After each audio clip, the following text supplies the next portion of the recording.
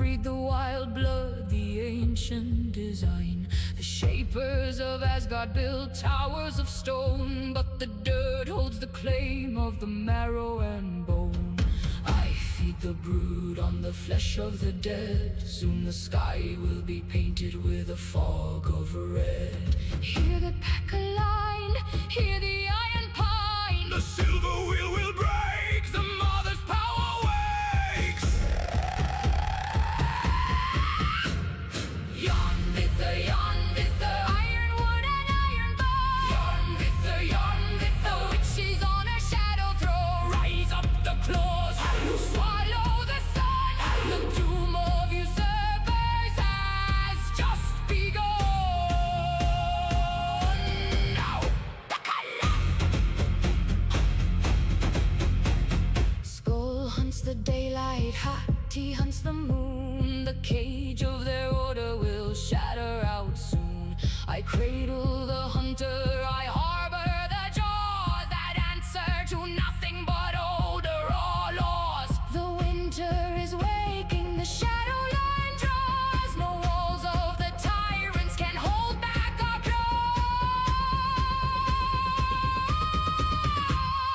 Yarn with the Ironwood and iron bar. yarn with The witches on her shadow throne. rise up the claws, Swallow the sun. Doom of usurpers has just begun. Now, Takala!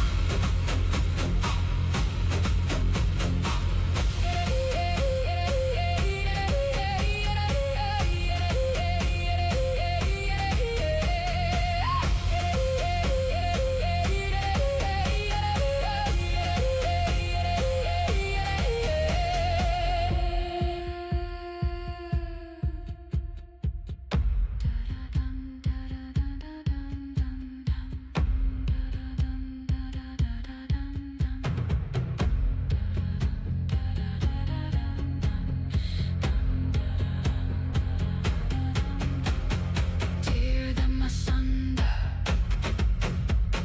tear them asunder, tear them asunder, tear them asunder, tear them asunder.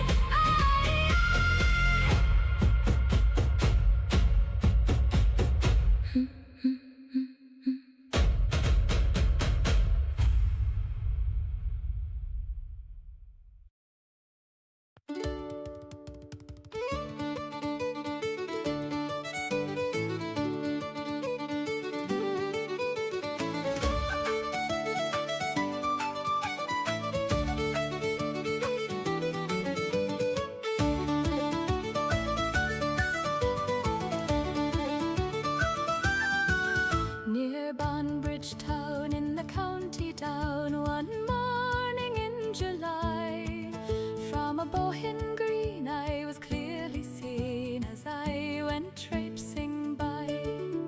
He stood quite still as if struck by a chill or a vision of ancient grace, and he gazed with a stare at my nut-brown hair till the blood rushed to his face. From Bantry Bay up to Derry Quay, and from Galway to Dublin town, no lad I have seen has a look so keen as I saw here in County Down.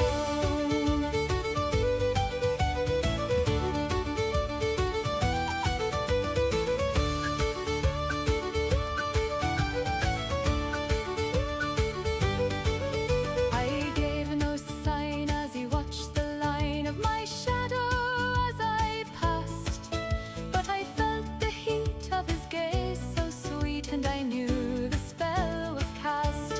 He gripped his walking stick with a hand so quick as he tripped o'er his feet. For a lad so bold, he was knocked from his hold by a girl that he chanced to meet. From Bantry Bay up to Derry Quay, and from Galway to Dublin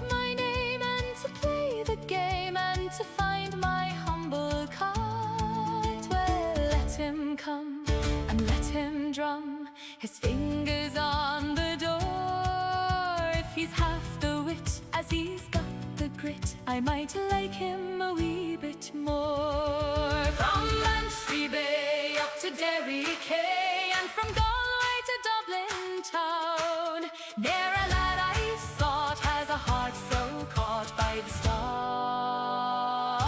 of the county down.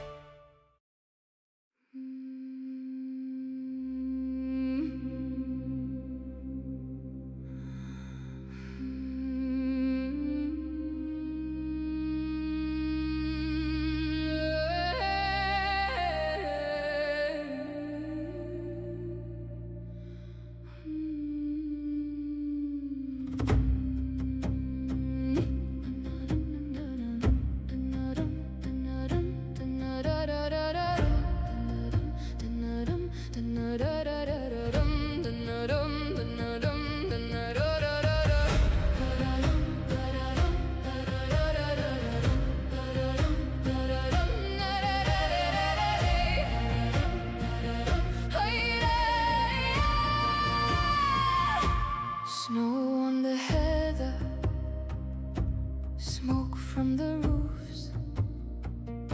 I stand on the ridgeline, breathing the proof. Sky like a pale bowl, frost in my hair, name on my tongue tip, thin in the air. I call across the pines, he's yellow, high and wild and wide.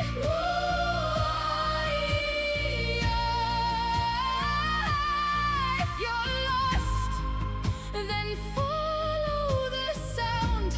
Let it guide you through the night.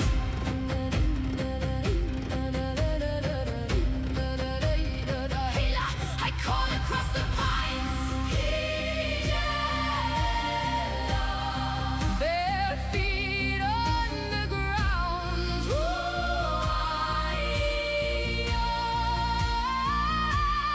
If your heart can hear my cry, you will find your way back home.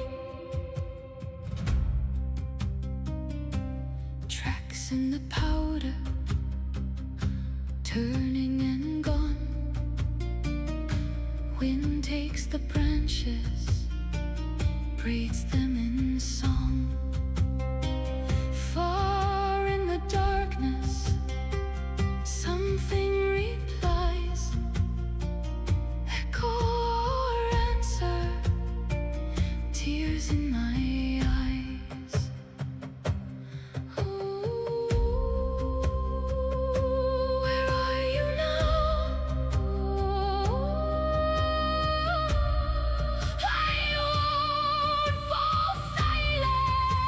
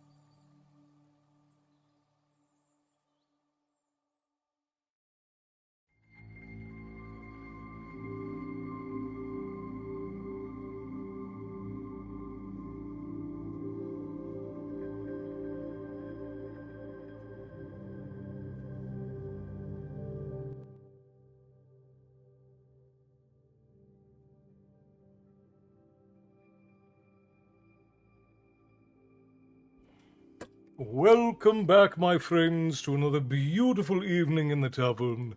I'm so glad that you were able to join us. As a matter of fact, now that you've all gathered in a tavern, it is time for a tale of two brothers attempting to live up to the legacy of their father and also not cause an international war between kingdoms. Welcome in, my friends. It is so very good to have you all. Samantha, thank you for the stars over on Facebook. Tips to the Devil Keeper always appreciated. Let's see who all we've got. First of all, Matty, 85 streams. What a legend. Bear, also at 85 streams. Two legends in one. And the Emeralds Lady, 7 stream streak. Thank you all so much for coming out to support the tavern so often and so regularly.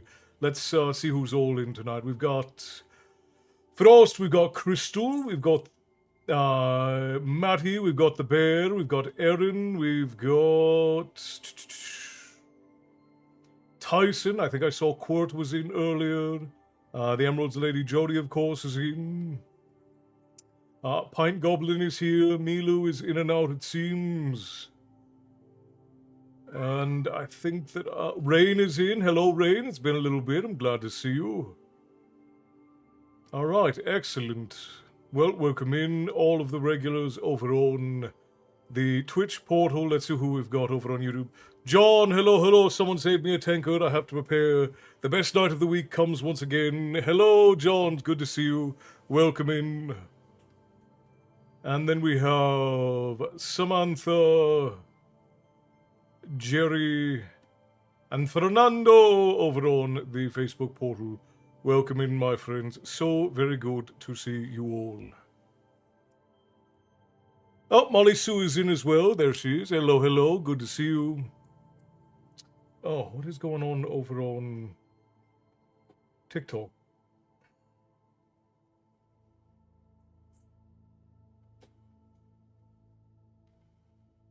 Hang on a second, friends.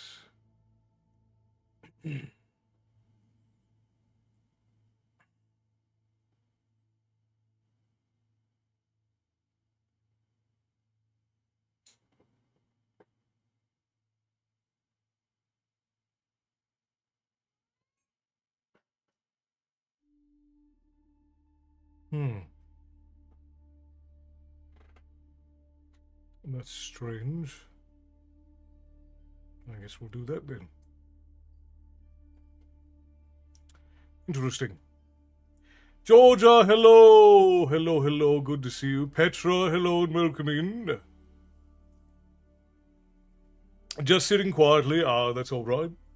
You know, I like to see when you're all here, but you're allowed to just come in and take a break.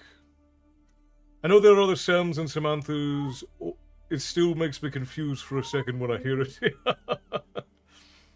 Well, so we have 4 Johns who come in, but the main John, the John who's here most often, is Bear, but we call him Bear, and then John J Torres, John J Torres, JJ Torres, is over on the YouTube portal most often. Is the second most regular John, and then there are a couple of other Johns who drop in over on the TikTok portal and whatnot. So we have a few Johns that pop in. Speaking of Samanthas, there's a good chance I'm going to be moving closer to Milu before the end of the year. The process got started today. Mom's not exactly happy about this. You got to live your life. That's what it's there for living. What is...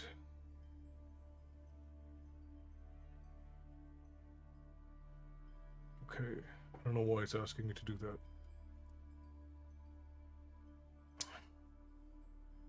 Well, my friends, tonight we are in Prince of the Blood, which is the most recent novel that we've been working through in the Rift War sagas with Raymond E. Feist, and we're damn near the end. I think we might actually finish up tonight, if we can put the pedal to the metal, as it were. Let's see, we are on page 260. The last page of this chapter is in 293, so 33 pages. I hate today. Erin, did I miss something? Do you got something going on? Whatever you've got going on, I'm sorry to hear it.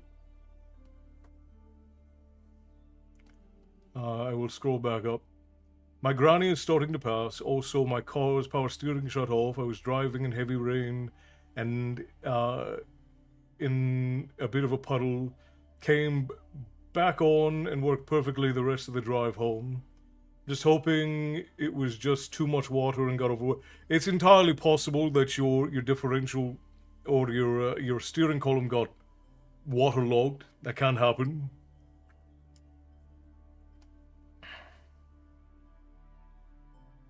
Nora, hello. It's been a bit. We're well. Just working through things. Getting the tavern up and running is a constant job, but it is a privilege to do so. I loved reading Harry Potter and watching the page count hit over 1,000. Yeah.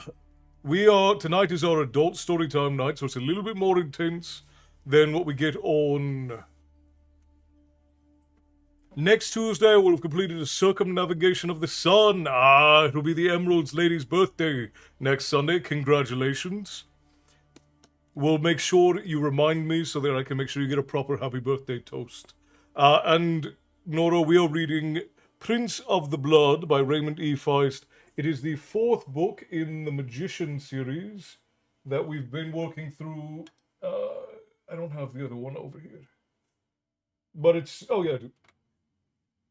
Well, I don't have Magician over here. That one's over on the shelf, but I do have these two. The last one that we read was A Darkness at Sethanon, which was our roller coaster ride, and then we had Silverthorn, which was much slower, but it was a good story. I did enjoy it. It started off on a and then went a little bit wild.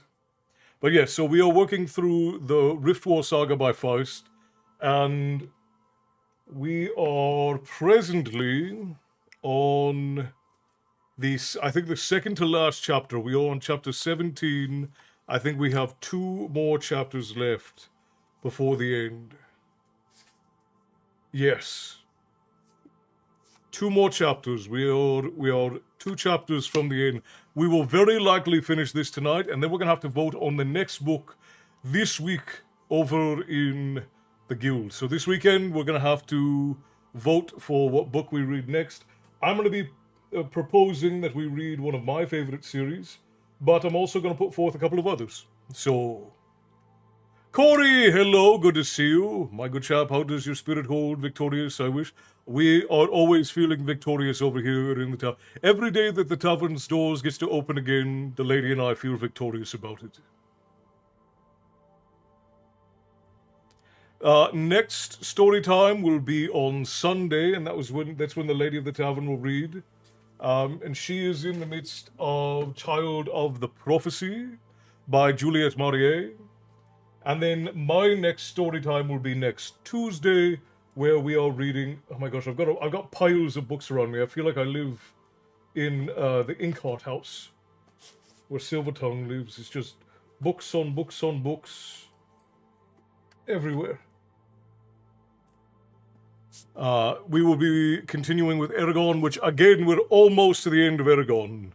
Who knows how quickly we're going to get through that. Might try Seeker of Truth by Terry Goodkind, gritty and dark. You're welcome to have it added to the list, Boogie Monster Man.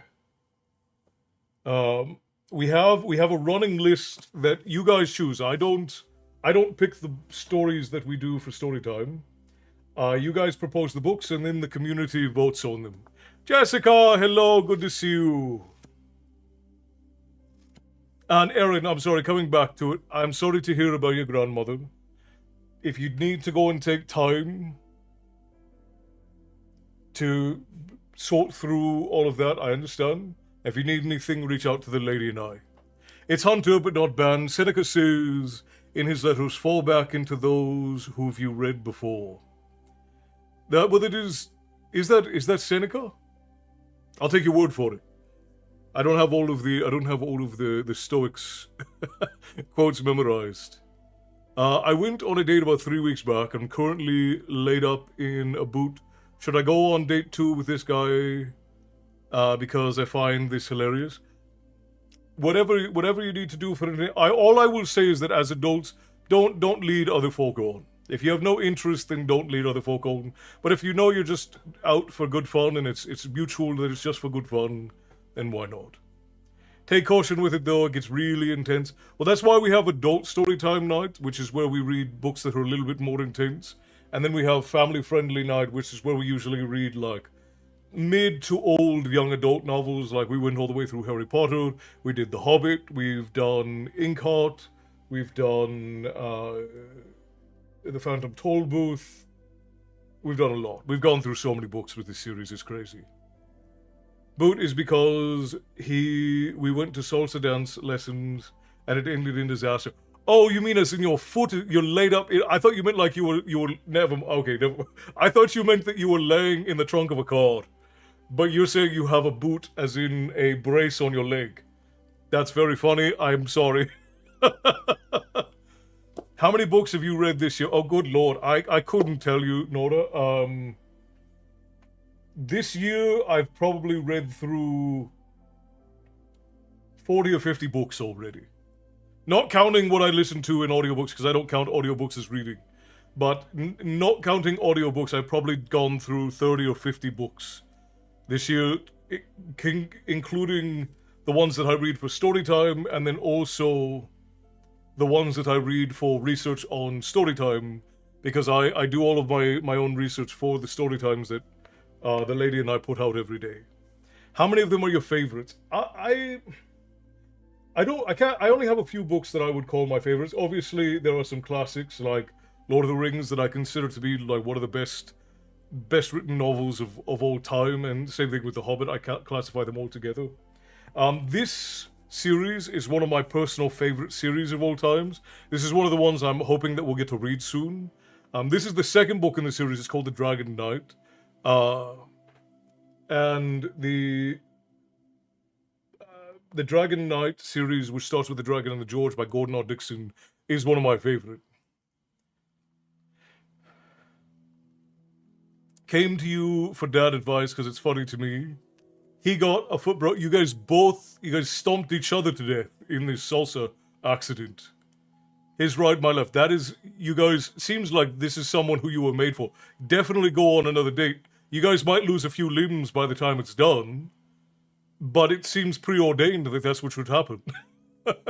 My ADHD won't allow me to read like I used to. It's too annoying. Well, and the internet has pretty much ruined our brains for reading.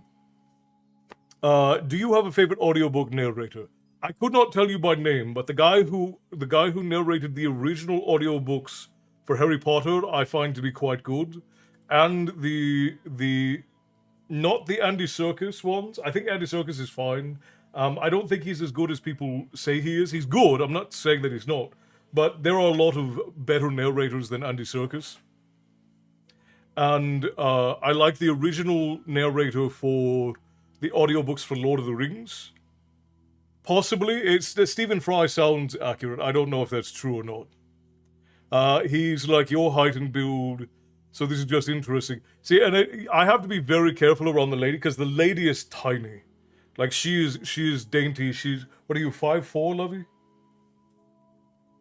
She can't hear me. My love. Ona. Lovey. She can't hear me. How tall are you? 5'4"? 5'3"? She's 5'3" and she weighs 97 pounds on a good day. And canonically I'm 4'3", but in otherwise I'm usually in the 6'3", 310, 320 pounds range. So I am literally 3 times her size. So I have to be very careful. My steering works, congratulations. She stopped eating, as in generally gotten worse. When that happened to my father, it was tragic. So I understand your dread, at least to a degree. Obviously, I don't know exactly how you're feeling, Erin, but it is rough. Castle, but whoever wants to answer. Yeah, I'd actually be curious. Does anybody have favorite audiobook narrators? I also really like the narrator, and this is an odd one. I liked the audiobook narrator for the Bioshock book. The Bioshock book narrator was very good, and then the guy who voiced Mimir in the first the God of War remake in 2016, he narrated a God of War book, and he was very good. But the lady and I are very, very picky about our audiobook narrators because if I have to listen to somebody for 9 hours, they have to have a good voice. I love Stephen Fry reading the complete Sherlock Holmes. I have the complete Sherlock Holmes, and I think it's the same one, and I do enjoy that one. Yeah, it doesn't make it easier. She's about 90. I saw a couple months ago, and yeah, it doesn't make it easier. Even when you can see it coming, it doesn't make it easier. Thank you, Frost. Thank you, Bear. I appreciate you. Okay, Twitch friends, we're gonna run ads real quick so we don't get in trouble with Twitch and they start running pre-rolls. So we're gonna run 3 minutes of ads. After those 3 minutes, it'll give us an hour without them. Twitch makes us run these. Also, Hunter, thank you kindly for the follow. You've marked the tavern on your map. You should be able to find your way back the next time that you need a story. But good news is I started my car and steering seems fine. Excellent. Excellent. Justin Thomas, James Reed, Dead Tired, and I love that Raven's Dagger book series. I love his voice. I don't think I've heard either of those, but the lady especially, she's a adamant anti-audiobook person because she just doesn't find good narrators. There are some she'll listen to and like, but in general, she will not listen to audiobooks. I don't have a preferred. I think most people prefer somebody with like a British accent. I think that's generally the audiobook narrators that get the most business have a British accent of some kind.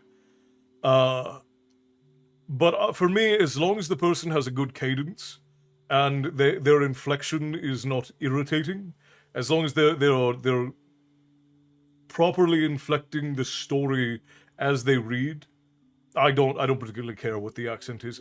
You can't have somebody who has too high of a voice doing narrating, because to me that's grating. But I think you either need to have like a middle ground, mid-toned voice, or something with like a deep baritone tends to, I think, function best. Eyes get tired and I'm getting older. I have turned to audiobooks. Yeah, and again, I don't think there's anything wrong with doing audiobooks if you love books.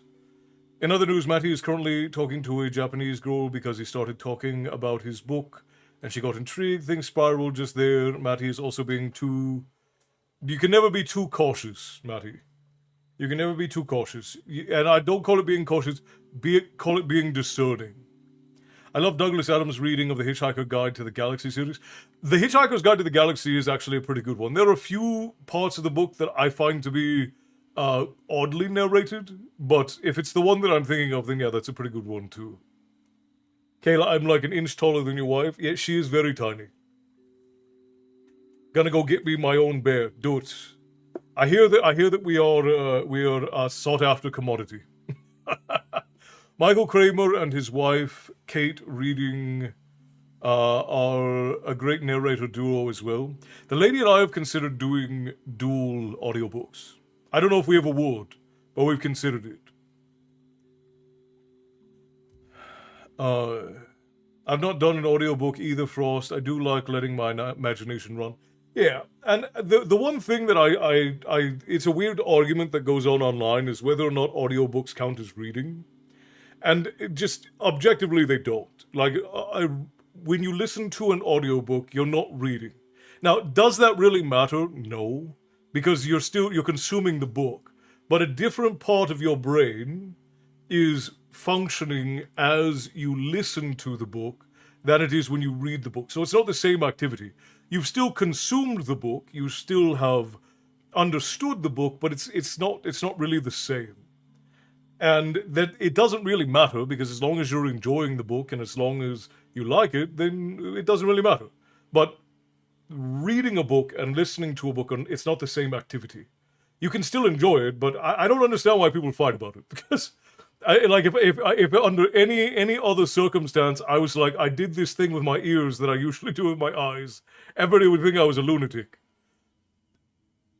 But in this instance, people bicker about it so much. First of all, it doesn't really matter as long as you're enjoying the book. You're enjoying the book.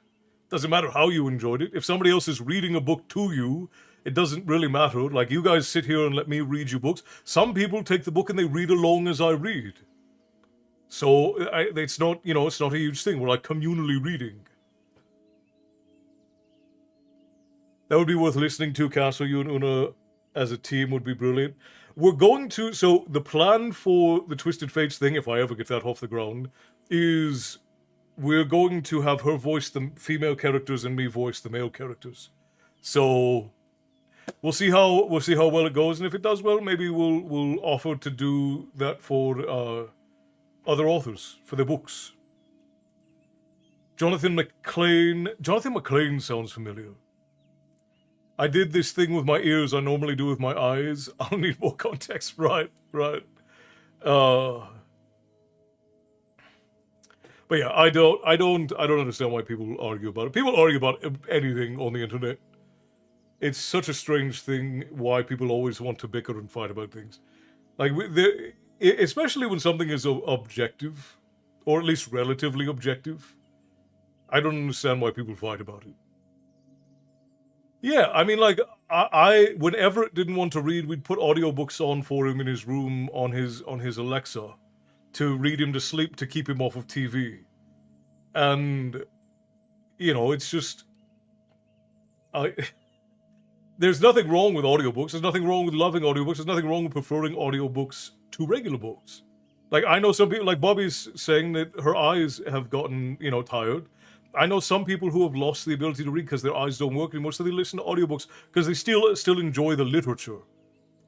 But it's again, like, you can enjoy a thing without needing it to be another thing. I don't get it. I don't understand. There's definitely a difference, but if someone asks if I've read a book, I'm not going to say no, but I've listened to it. I'll just say I read it. Yeah, and that's fine. I mean, the nuance there I don't think is super important. Like, if the audiobook were different, like if somebody asked, hey, have you read The Lord of the Rings? And they'd only ever seen the movies, and you go, yeah, I've read Lord of the Rings, because you saw the movies, that's not the same. That's not really the same. But if you've listened to the audiobook, you have the same information as if you had read the book. So in a conversation for sake of brevity, if someone says, hey, have you read Lord of the Rings? And you've listened to the audiobooks, it's fair to just say yes for sake of brevity, because you have the information. But if somebody were to ask you, like, have you physically opened the book and read through it, and you'd only ever listen to the audiobook and you still say yes, then it's just a weird deception for no reason.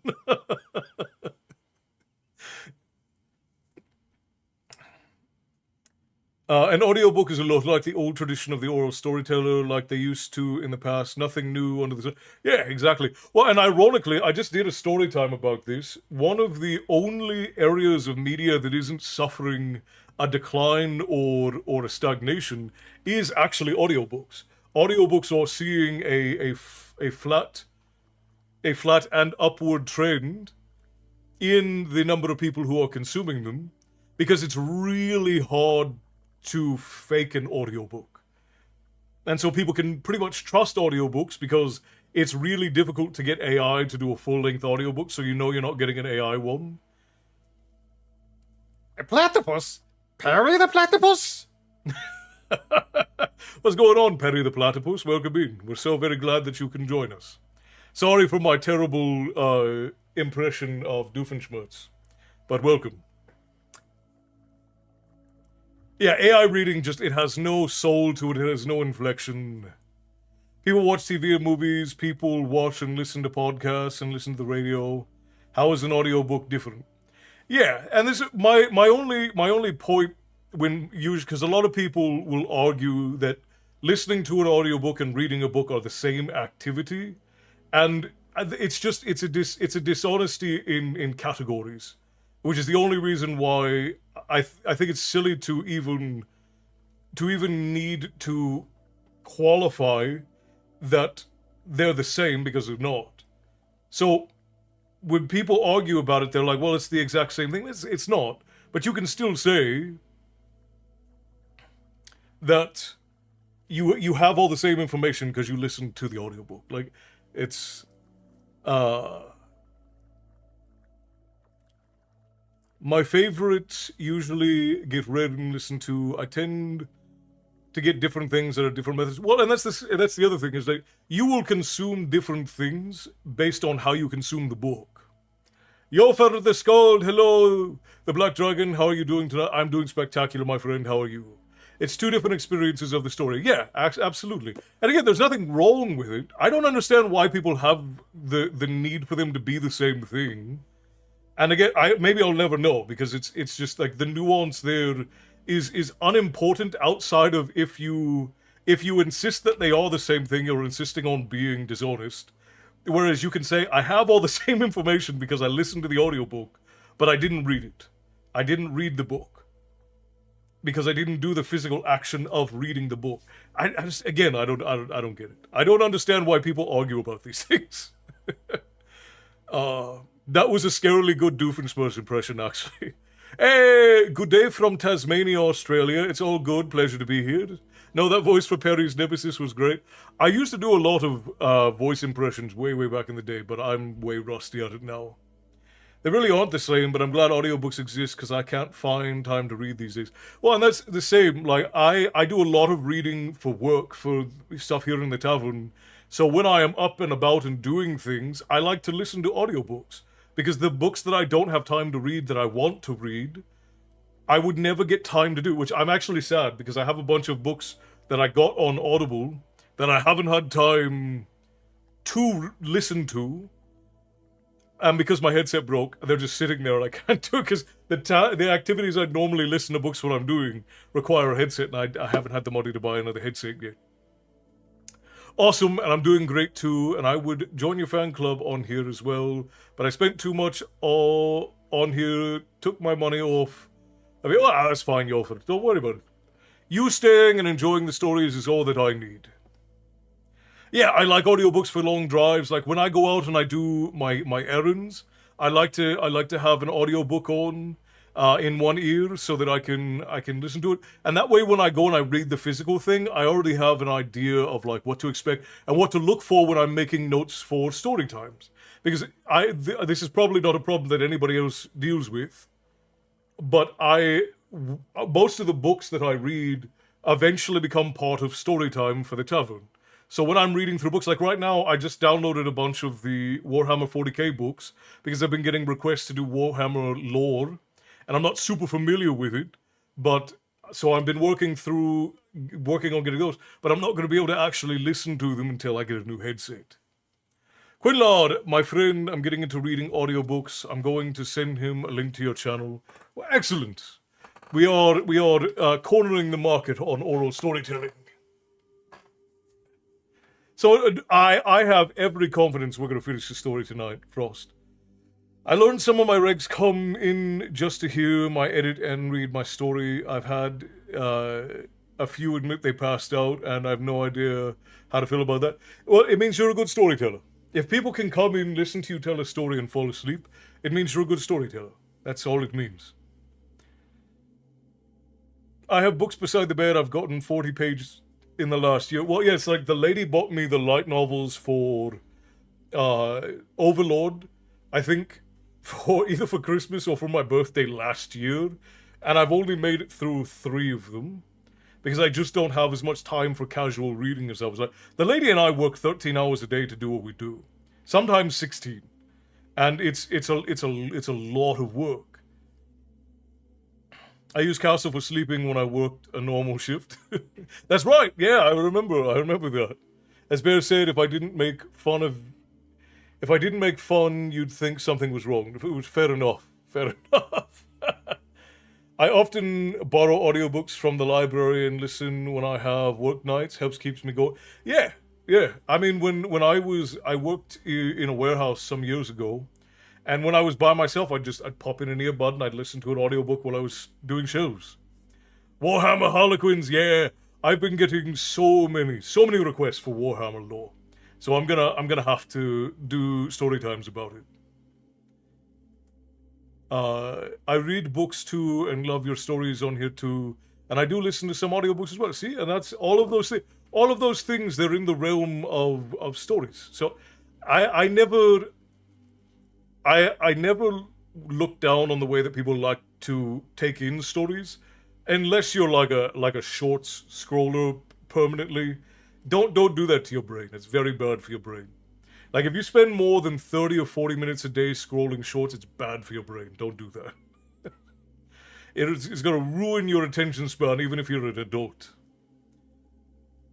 Milu says, to a good storyteller. Yeah, I'll raise a glass to that. Milu buys a round for the tavern. Raise your glasses.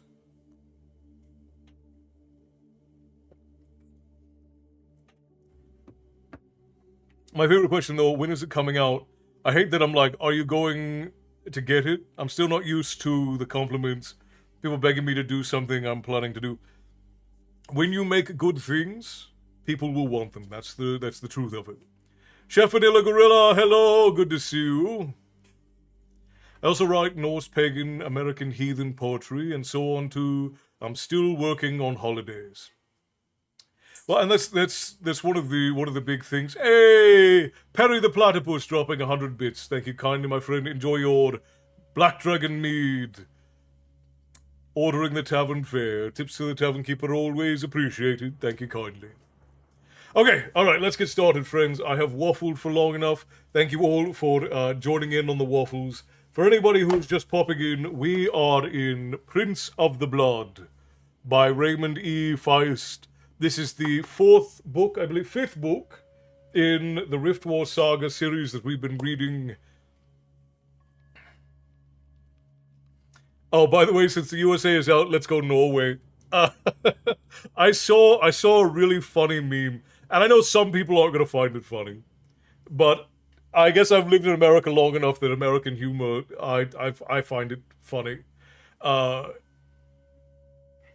There's a guy named Reed Choi who does like comedy stuff. Chef Vanilla Gorilla, thank you for the heartbeat, my friend. I appreciate you. Tips to the tavern keeper always appreciated. He made a video about Norway making fun of Belgium making fun of America for getting knocked out of the World Cup, and then America saying like, "Nah, it's no big deal, all in good fun." And then as Belgium goes to leave, goes 400,000 barrels. And the Belgium turns around and goes, what? He's like, I heard you make 400,000 barrels of oil a day. Welcome to the party, 51.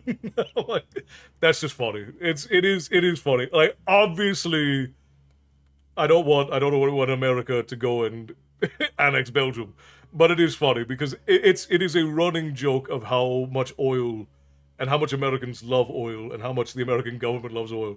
It's just funny to me. But yeah. So yeah, well, I think we can all switch our allegiance to Norway, I think, for getting through the World Cup, because Ireland's not in it, I don't think. Is Ireland in the World Cup this year? If Sweden faces Denmark in anything, the match reads Sweden. I see you, Sweden. I see what you did there. Bringing freedom to the oil. Yeah, right. That's what.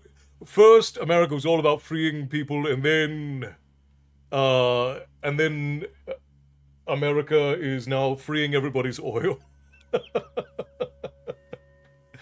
I had some folk who got really grumpy about the Canadian 51st state thing, and admittedly, some of it was in poor taste, but. Again, there have been jokes for for years, about Canada being America's hat, and all of that. And I've made a few of the jokes in good fun. Like, obviously, I don't think Canada should be annexed either. Yeah, I thought they were funny too. Like, I there is so much complexity there that I don't think I would ever bringing Walmart to oppress people. That's funny, Gary. Also, hello, Gary. Good to see you. I try not to take anything said on the internet too seriously, and for some people get upset about that because they're like, "Oh, why aren't you mad about this thing I'm mad about?" I don't know. I don't have time. I don't have the energy to be upset about everything all the time. Uh, yeah, no, I know roughly where you stand, Maddie. Maddie, did you cash in Kitty Cat? You did. Okay, let me grab probably Milo, and then we'll get started. Hang on, let me go grab Milo.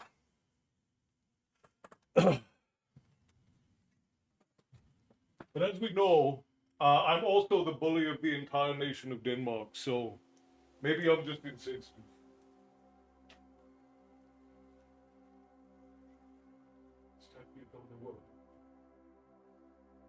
I know.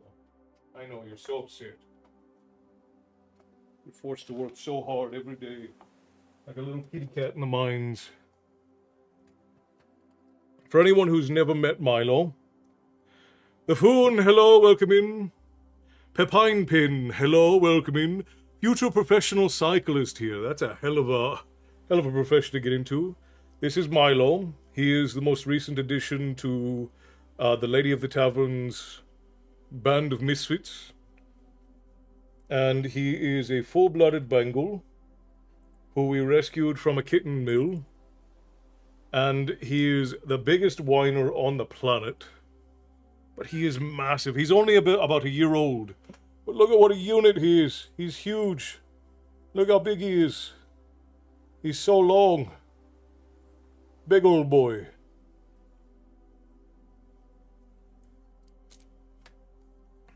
Aren't you? Just a big old fella.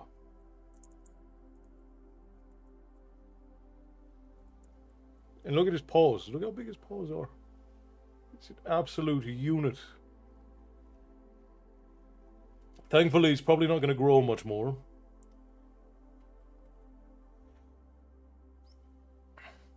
How about making US the 11th Canadian province? Oh, that's funny. That is a good one. Oh.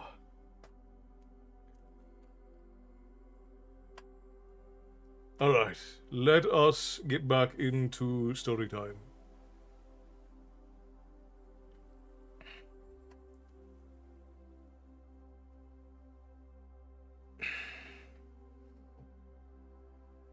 I got one of those Mine's Orange too. Well, there you go. See, I think that a lot of people's idea of the United States is based solely on what they see online. And I've traveled enough to know that most of what people say about the US is not true. Like, I live here because one, it is one of the only places where I could run the tavern without massive amounts of government interference. And it's one of the only places where I can express my opinion without getting in trouble for it, for the most part. Although that's becoming a problem around the world. And again, I don't look at countries based on one, what people say about them online, or what their governments do. I look at them based on their people. And generally speaking, people are either just doing what they think is best and sometimes being misled by the people that they trust. Esther, hello and welcome in. Good to see you.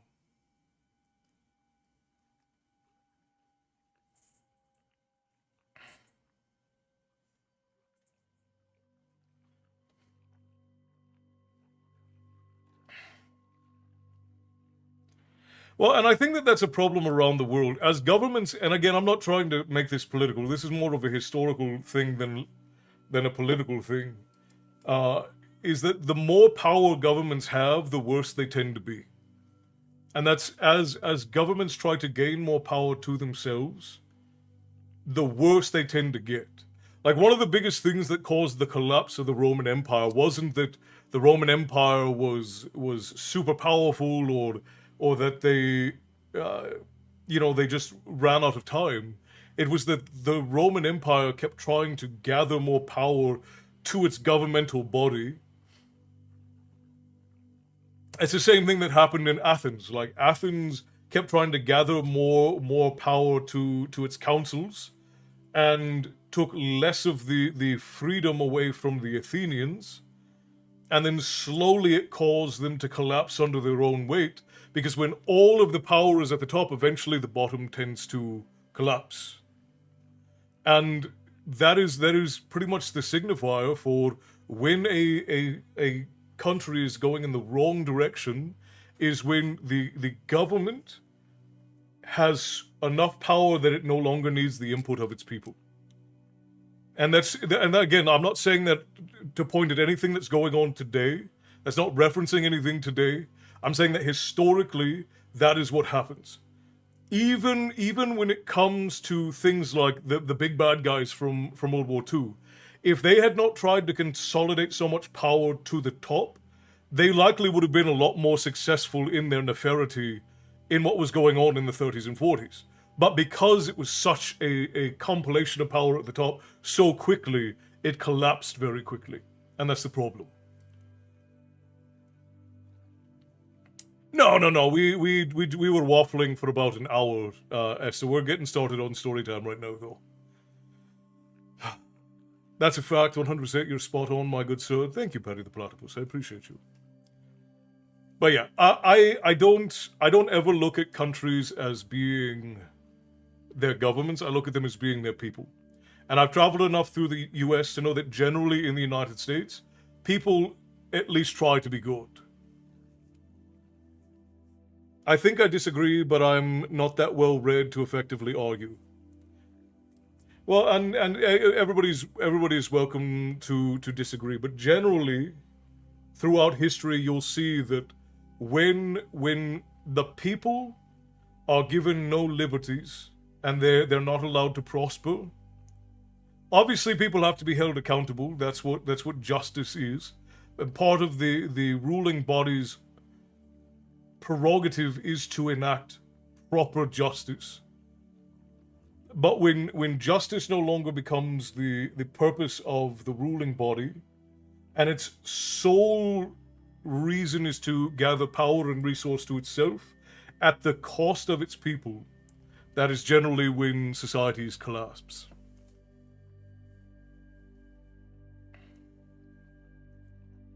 But in my traveling through the United States, I've generally only run into good people. I've run into bastards everywhere. And a lot of people will point to the US and say, oh, there are a lot of jerks in the US. I got, when I was 11 years old, I got the crap kicked out of me by police officers in London because I was casing a corner market. And it's there are bastards in every society in the world, men and women, bastards in every society in the world. There are people who are absolutely dreadful in every corner of the world, and there are good, and that's what people tend to focus on, is like, oh, there are these terrible people here and terrible people here, but the overwhelming majority of people are neutral to good. That's it. That has been my experience as I've traveled. People in general tend to be selfish, but as I've been to 48 of the 50 states in the United States, in the continental United States. I've never been to Hawaii. Generally, I've found that most of the people I've met are good people. Yeah, if you go to some place like New York or New Jersey, or places where it's like primarily big cities, you're gonna run into a lot of people who are twats. I accidentally scrolled down. That's all right, my friend. That's all right. Plenty of basket cases. Yeah, you'll find crazy people. You'll find selfish people everywhere in the world. It's not exclusive to any one place. But I will say that the two places that I have been in the world that had the most hospitality, I'll give it 3. The Irish countryside, the Italian countryside, and the American South are the 3 most accommodating places I have ever been in my life.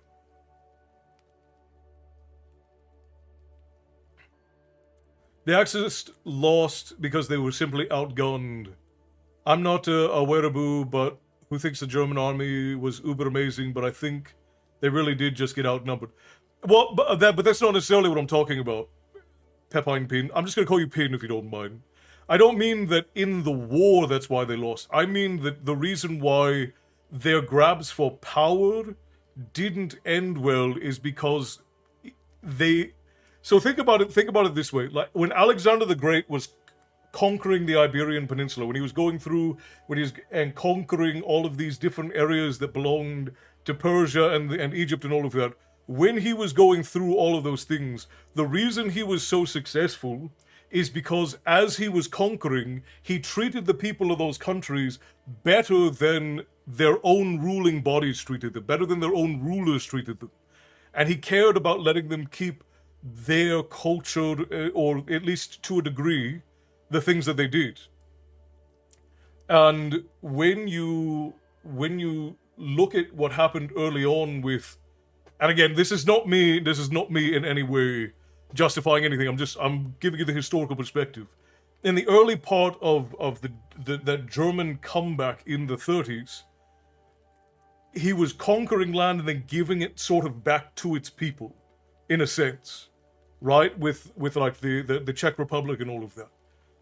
If he had maintained that, it would have been a lot harder for him to have been defeated, because he would have had more allies. There would have been a bunch of people who didn't like what was going on, but if it had not become so aggressive and such a high consolidation of power, it would have been a much different story. I still think that they would have eventually lost, because obviously what they were doing was dreadful. But the consolidation of power at the top and the force that was being used is eventually what broke the camel's back, as it were. I've been to Perth, Adelaide, Canberra, and Darwin. Had a blast. I was bullying Matty hard yesterday. It was great. Been all over the Asian Pacific. Thailand was the only place that sucked. Thailand was odd. I did like Taiwan when I could, but I was there very young, so I don't remember a whole lot of like the intricacies of the cultures when I was there. But one of my favorite places in Asia that I visited was Taiwan. And the two most frightening places in the Middle East I visited were India and Iraq. But I was very young, so they were very alien to me when I went there. There's a quote, I got this from a show I watched, and it really hit me in the sense department. So, he says, and I quote, "Power is always dangerous, it attracts the worst and corrupts the best." And I think there's some truth to that. I don't think that power corrupts. I do think that it attracts. Power attracts people who want to use power. And generally, people who are good and humble and honest people don't want power because they tend to be grateful for what they have. But when somebody gets into power, when somebody takes power, they don't suddenly become worse. They don't suddenly become a terrible person because they got power. What tends to happen is they are revealed for who they were all along. Because many people, there are a lot of people who are only good people because they have no ability to exercise power over other people. And as soon as they are given power, they become terrible people. Like, you'll see this with people who win the lottery or people who suddenly get into positions of power. They tend to become tyrants very quickly, and the reason why is because that's who they've always been deep down. And the mask that they wore in society to survive up to that point has then dropped because they perceive that they no longer need it. This is why so many people become, and you'll forgive my swearing, so many people become assholes as soon as they get a lot of money. It's because they think they're better than the people who are around them now, the people whose class they have been a part for so long, because they now no longer have to associate because they have the means to no longer associate. And we see this happen a lot. And that's again because people are inherently prideful, people are inherently selfish, and you have to actively work against those things in yourself to be a kind and humble person.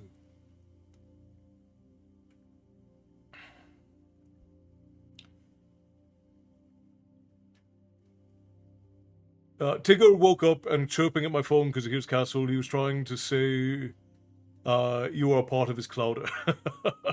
You really need a waffle now. I do. I know. Let's get into stories.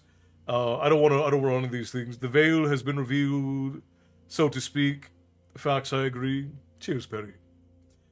Yeah, and again, I don't want to be on waffles all night. We can get into stories. I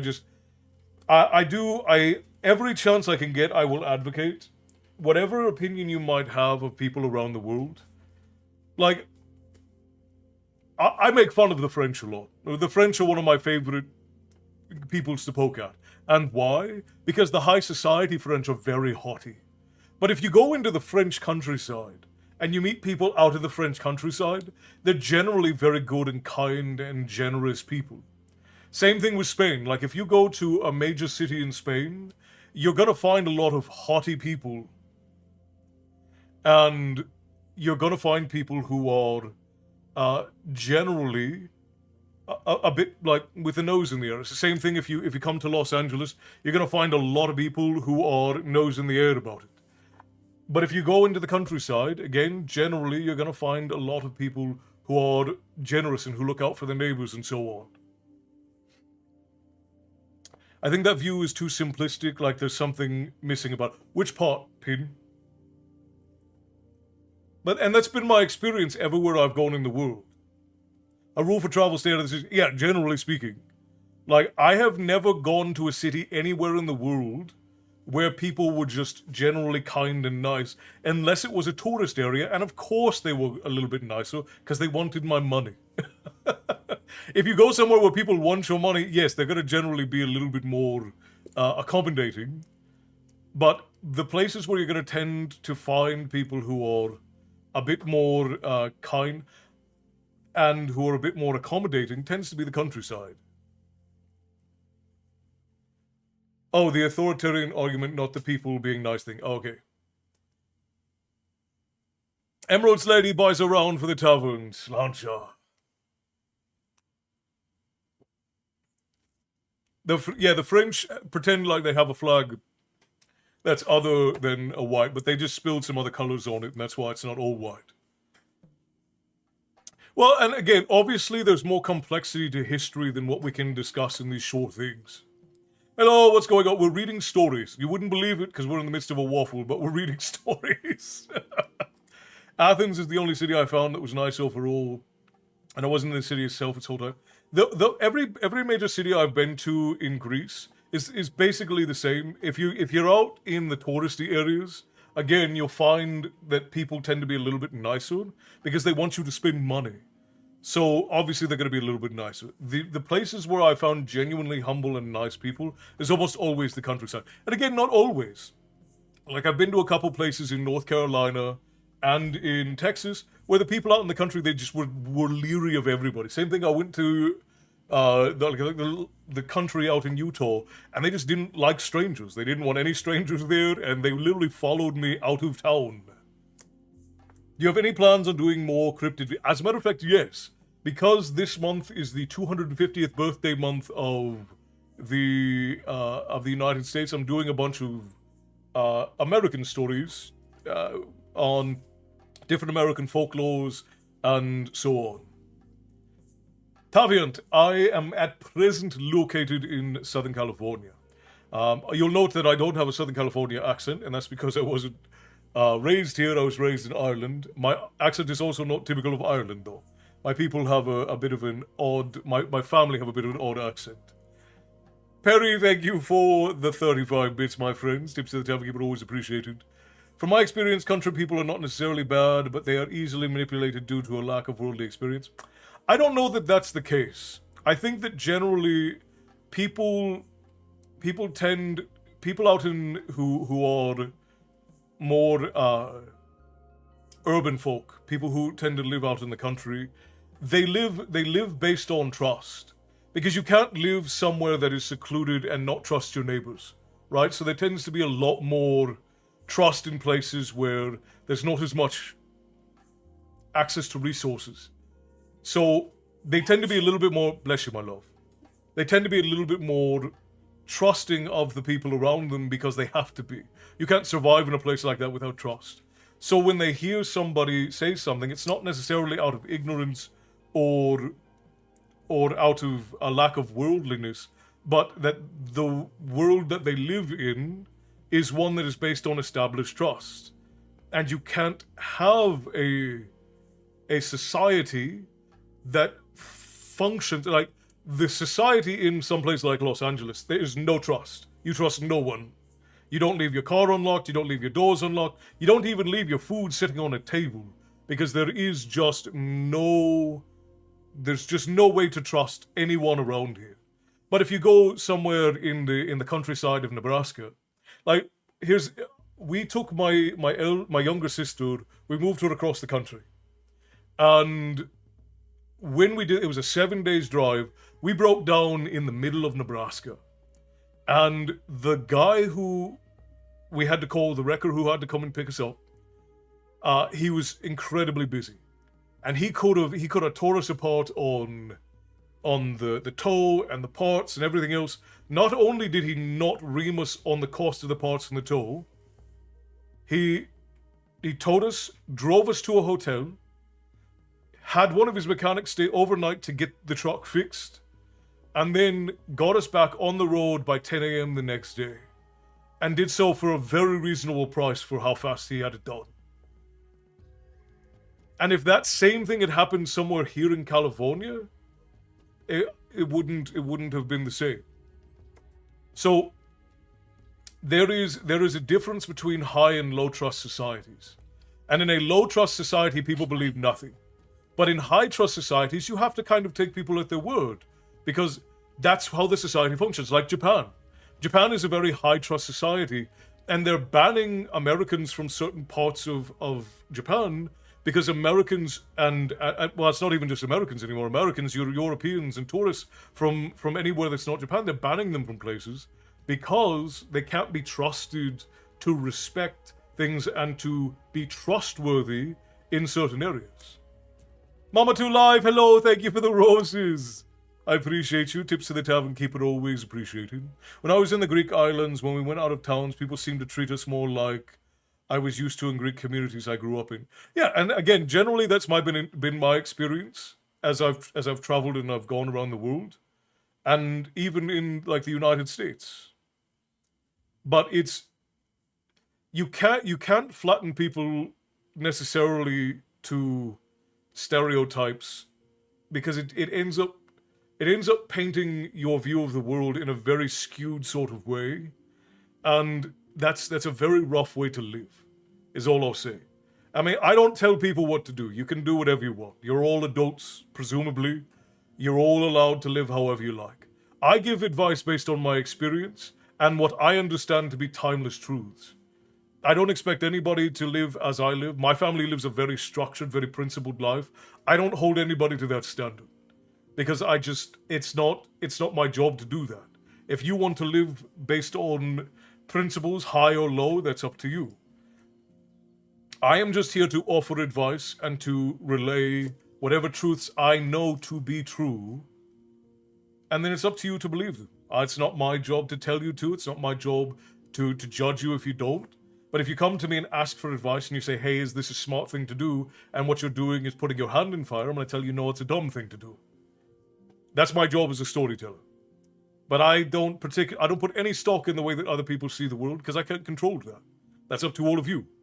If you find value in my stories and the way that I see the world and the way that my family sees the world and the way that our traditions look at the world, then spectacular. I have a wealth for you. But if you find all I say to be bull and you think that I'm just blowing smoke out of my arse and into yours, well, then there's nothing that I can do about that. It just tends to be how it is. Calamitous, hello, my friend. It's good to see you. I can't say hearing what you and Calamitous have typed, I can't say that on TikTok or get banned. So I'll acknowledge what you said, but I can't say anything about it because I'll get banned over on the TikTok. I don't trust Easy because of my trauma, so the fact that I trust the tavern speaks volumes. That's appreciated, Matty. I do my best to earn your guys' trust because I'm honest about almost everything. I'm not going to say I never lie because I'm human. I probably lie quite a bit. And I have a long history of being a not very trustworthy individual. I spent much of my life as a scoundrel. So I don't expect anybody to take me at my word, and you shouldn't. You should go and look at things for yourself. Tavian, thank you for the follow, my friend. You've marked the tavern on your map. You should be able to find your way back the next time you seek a story. Most countries I have been to outside of the USA loved saying, "Hey, my friend, why don't I be your tour guide and give you a loaf of bread and money?" Yeah, and that's the thing, is that we focus on that you can find bad people everywhere in the world, but also you'll find good people everywhere in the world. Generally speaking, you will find good and kind people everywhere. That doesn't mean that you should just go places and expect that that's what you're going to find. But if you look, you're going to find good people everywhere. Well, look what the feed dragged in. Valkyrie, it's been so long since I've seen you in Storytime. Moog, hello. Oh, we got a raid over on the Twitch portal. If you've never been in for a raid before, cover your ears, because we're about to get a toot on the raid horn. Can I get a shout out from Moog, please, from one of the barkeeps? Here we go. 3, 2, 1.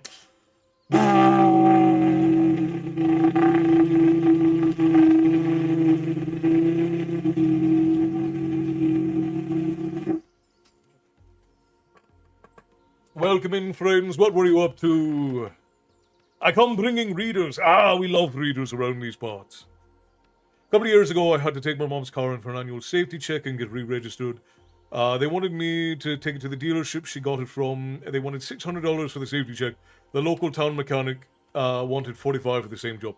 Yeah, and that's what I mean, is that you'll find bastards and you'll find good folk everywhere you go. In Westminster Abbey, they don't let the public chapel of Edward the Confessor because they kept stealing bits of the... Yeah, and that's exactly what I mean. That's exactly what I mean, Jody. Anonymous, thank you for gifting Moog. Whoever did that, thank you for gifting Moog his Stormbringer ale there with that sub. I appreciate you. I love a good raid horn. Ooh, a raid horn. We're reading The Deer Slayer, a chat recommendation. Very good, very good. Emberfire, welcome in. For all of you who are... First of all, thank you for coming in, friends. I appreciate you. I am Castle, this is my tavern, and here we talk about myth and lore and tales of yore, and every now and again, I read you all a story. I am Castle, I run this place with my wife, and you have found yourself in a tavern at the end of the world, where all stories eventually come to rest. We're glad to have you. And you're in just in time for me to start stories, even though we're an hour and a half in. We are reading through Prince of the Blood by Raymond E. Price, and we're near the end. We've got 30 pages left, and I am going to try and power through this evening. This is a story about two twin brothers who are, one of them destined to be king, who are finding themselves in all sorts of political and social intrigue. Mozart, good to see you, my friend. Welcome, welcome. Well, beer 30. It's like good morning. Yes, yeah. We're evening, morning. That's all the same. Hank and Emberfire, thank you for marking us on the map. You have now put us where you can find us should you decide to return for the story at a later date. No. We're going to stop reading at this very moment. I'm probably going to have to run ads soon, though, unfortunately. We got 15 minutes. I'm going to do 15 minutes of reading, and then we're going to have to run an ad. Tonight has been a waffle night so far, and I apologize. I'm always going to be an advocate for trying to understand things from a point of view of understanding rather than of, I don't want to say judgment, because there's no reason why you shouldn't judge things based on the information that you find. That's not necessarily what I mean. Because being critical is important. Having judgment and having a certain point of judgment is very important. I think that all of those things are incredibly important. But when you go out into the world, the mindset you should have is trust but verify, right? Is you should enter into the world with a curious mind and a mind of wanting to learn. It has. I'm happy to say that I've returned to the land of the Daywalkers. Excellent. I'm glad to hear it, love. I hope that you and Mason and your family are doing wonderful. I lurk on Mason's streams, but the lady and I have been so busy, I haven't had time to really talk to anybody. But it's always good to see you, and I hope that the three of you are doing well. Castle, I'm the Chinese here. Are you challenging me to a waffle off? I would lose. I would lose. Even with all my years of experience, Matty, I would lose. All right, let's begin, friends. We are in chapter 17. Waffles are fun, Castle. They do, and we get off on them, don't we? Oh, there's a vote of confidence for me from Bear. I appreciate you, Bear. Thank you for that. All right, we are on chapter 17 of Prince of the Blood. No worries, we definitely understand, and we are very well, thank you. Excellent. We'll give him a big old slobbery kiss from me. Chapter 17 of Prince of the Blood. Traps. Boric glanced around the corner, seeing no movement in the shadows. He motioned for his companions to follow after him. For the better part of an hour, they'd been hiding in various companies of guards, intent on finding the intruders. Of Nakor, they had seen nothing since he led the first party of inner legionaries away. A half-dozen times since then, they had barely managed to avoid search parties. Gura put his hand on Boric's shoulder. "We're going nowhere fast," he whispered. "I think we've got to grab a servant and find out where these friends of yours are housed. We can tie the man up. We'll just leave him uncomfortable for a while. Then send someone to turn him loose when you've cleared this bloody mess we're in. What do you think?" Boric said, "I can't think of a better idea. So we might as well." He glanced about. "We could all do with a short rest." Gura said, "I could use a few minutes off my feet. That's for certain." "Well, these rooms all seem empty." Pointing to the nearest, he said, "Let's check inside this one." Boric opened the door as quietly as he could. It was an ornate thing of cane and ivory, and creaked loudly as he pushed on it. After it opened a few inches, he said, "Maybe we should go back to those doors with only curtains." Suddenly, Gura pushed hard on the door so that it made a single surprisingly modest creak, and then shoved the other two through, swinging the door closed behind him. Boric almost lost his balance as he turned. The old fighter put his finger to his lips, indicating the need for silence. Boric had his rapier out and Suli his short sword. Gura stepped back, unlimbering his large hand-and-a-half sword. He stepped clear of the other two so that he would have more room to swing. Boric glanced around the deserted room, making sure that nothing was to trip him up if he had to fight. Not that it mattered.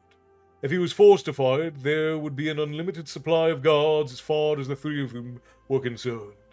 His only hope would be to keep from getting killed long enough to convince someone that he was really the other son of Arutha. Tired, they all sat upon the floor, stretching muscles sore from tension and being on their feet for hours. Gura said, "You know, madman, sneaking around in a palace gives a man an appetite. I wish I had one of Nakor's oranges right now." Boric was about to reply when a muffled sound came to his attention. Voices, indistinct but coming closer, caused him to jump to his feet and move to the door. Suli crouched down below Boric's chin so he might see.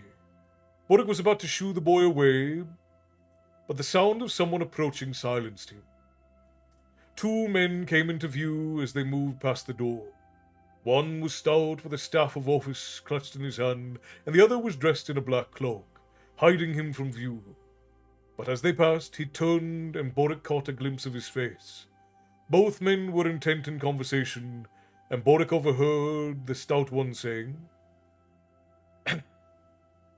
"Tonight, we can't wait any longer. If the Empress's temper fates, she may see a more reasonable solution. I convinced her to send the warrior north in preparation for the trouble there, but that ruse will not last long. And there is this business of some maniac running loose in the palace that the guards can't seem to catch. I don't know what that means, but it must be presumed to be trouble." The voice faded as the men turned another corner. Sully turned and pulled emphatically at Borik's sleeves. Master! What? Said Borik, trying to sort out the rush of images. The man in the thin black cloak. He is the same one I saw at the governor's house in Durban. The one who wore the golden torque. The one who worked for the Lord Fire. Borik leaned back against the door, and nodded. That makes evil sense. Guru put up his sword and whispered, What's this then? I know war trouble's been nipping at our heels since Durban, muttered Borik. Why? I'll tell you later. I hope both you had a nice rest, because it's over. Right now, we've got to find that servant. Borik yanked open the door, rendering the squeaky hinge nearly inaudible, and he moved out into the hall. Before Gura could question him further, Borik hesitated for an instant, while the others moved through the door and closed it. He motioned for Gura and Suli to hug the wall.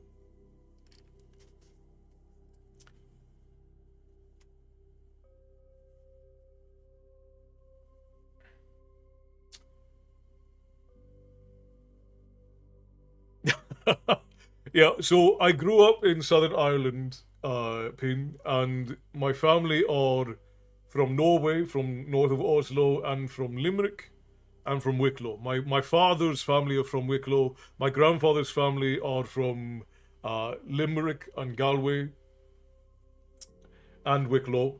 And I grew up mostly in Southern Ireland between Wicklow, Limerick, and I spent a few years in the Faroes, and then I spent a year I spent about a year in the Faroes, and about a year in Norway with one of my uncles. So I am Southern Irish and Scandinavian by blood, and I grew up around my family who were Southern Irish and Scandinavian by blood. And my accent is odd. I don't sound Irish. Most of my family talk this way because we're sort of a combination. My family is very insular. My grandfather has a very strict family culture that he upkeeps. Like, we raise our children to become adults through clan principle, and we all marry in sort of an approved sort of way.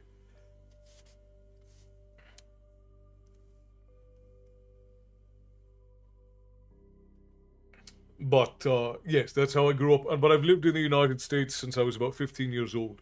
I moved back out here to live with my parents who lived here when I was 14, 15 years old. And I've lived out here pretty much non-stop since then.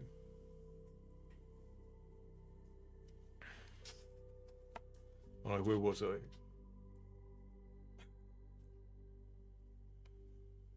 At the next corner, the corridor turned, allowing only one choice. So Borik followed the turn. No lights were burning in this wing of the palace, and Borik doubted it was usual for Keshian nobles to stumble around in the darkness, so there was likely no one about. As they reached the far end of the hall, Borik turned and whispered something. Someone's coming. He motioned for Gura and Suli to move back against the wall, while he moved to the opposite side of the hall. A lone woman hurried around the corner, and Gura stepped out and blocked her progress. What? She began, and then Borik seized her from behind. The woman was lithe and athletic, but Borik easily kept her under control as he dragged her into the first door in the hall. The light from the room across from the window gave a faint illumination of the scene. The woman was kept under control as Borik whispered into her ear. Make an outcry and you'll be hurt. Remain silent and no harm will come to you. Do you understand? The woman gave a single nod and then he released her. Turning suddenly, she said, How dare you? And then she saw who had seized her. Erland, what's gotten into you? Her eyes widened, and then she saw the fashion of dress and short-cropped dark hair. Borik, how did you get here? All Borik's life, James had been telling stories about his days as a thief in Crondor. And one common characteristic of James's far-fetched tales was the reference to his bump of trouble. When something was wrong, James somehow sensed it. And for the first time in his life, Borik understood what James had been talking about. Something inside of him screamed that there was trouble standing directly before him. Taking his sword out, he leveled it at the woman, and Gura said, "Madman, that's not necessary." The woman, "Quiet, Gura. Woman, what's your name?" "Mia, I'm a friend of your brother's. He will be so thrilled to discover you still live. What are you doing?" She laughed, and Boric knew it was forced as it was artful, for it sounded genuine and spontaneous. "I prattle. It must be a shock of seeing me in the palace," Boric finished. "Alive, I was about to say," said Mia. Boric said, "I don't think so. When you first saw me, you thought I was my brother. Then you quickly understood I wasn't. Anyone who thought I was dead would not have made that guess so quickly. And you didn't say, 'You're alive.' You said, 'How did you get here?' And that's because you knew I was alive, in the city below." The woman fell silent, and Boric said to Gura and Sully, "This is one of those who's been involved in trying to get me killed every step of the way, from Krondor to Kesh. She works for Lord Fire." Mia's eyes widened an instant at the mention of that name, but she gave no other sign of recognition. She said, "If I scream loudly enough, a dozen guards will come here in a moment." Boric shook his head. "No.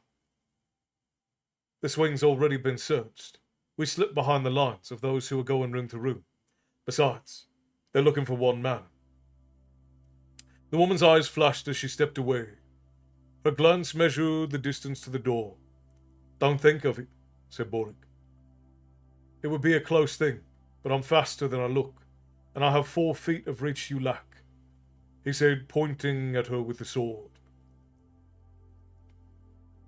"You won't get out of here alive, you know that. Things are already beyond quick and easy explanations. Blood has been spilt, and soldiers march. Your father marshals the armies of the West in the Vale of Dreams, ready to invade." "Your father," said Gura. "And just who might he be?" "He's to home." Boric said, "My father's the Prince Aruth of Krondor." Gura blinked like an owl and caught the light. "A Prince of Krondor?" Sully said, "And I am his servant, and will be his servant when he is king of the Isles." Guru stood quietly for a long moment, and then said, "Madman, Boric, Prince, whatever I'm to call you. When this is over, remind me I need to knock you down again. If we get out of this mess, I'll be happy to stand still for you while you do it." To Maya he said, "My father is many things, but no fool. He'd no sooner march the armies into Kesh than I'd run into a bog of quicksand carrying an anvil." Guru said, "Well, from what I've seen you just make," Boric said, "she's lying, and we need to get to my brother." To Maya he said, "You're going to guide us there?" "No." Boric stepped forward, putting his sword against the woman's throat. When Maya didn't flinch, he said, "So you have no fear of dying?" "You're no murderer," spat Maya. Rough hands moved aside. Guru said, "He might not be, bitch." Huge hands gripped the woman's shoulders as he jerked her toward him, and from the expression of discomfort on Maya's face in the gloom, Boric could imagine they were not gentle. Bringing her face scant inches from his own, he whispered, "But I'm a different stripe of cat, and I've no use for true bloods in your superior ways. I'd just as soon pet a snake as touch your soft skin. You could be on fire and I wouldn't cross the street to piss on you. I'll kill you slowly and painfully, girl, if you don't tell us what we must know. And if you do it, and I'll do it so you can't even scream." The calm menace of the mercenary must have been convincing, for Maya could barely speak as she said, I'll take you." Guru released her, and Boric saw tears of terror running down the girl's cheeks. He sheathed his rapier and pulled his dagger from his own belt. Showing her the short blade, Boric then gave her a shove towards the door and said, "Remember, you can't get away. I can throw a dagger faster than you can run." Maya opened the door and they followed after. As they walked along, Guru said, "What tumbled you To Herat? My bump of trouble. You could have convinced me you didn't have one for certain, said the mercenary. I'm glad it finally woke up. Me too. But you were already tumbled to something, he said. What made you alert to her? She was heading the same direction as those two men, heading, and one of them tipped me off. What about him? He's been stalking me since we left Crondor, and he's one of the few in Kesh who could recognise me on sight. Who is he? Asked Gouda as they rounded the corner into better lighted corridor. All right, friends, we need... Oh, ads are already running. I'll stop. I'll pause.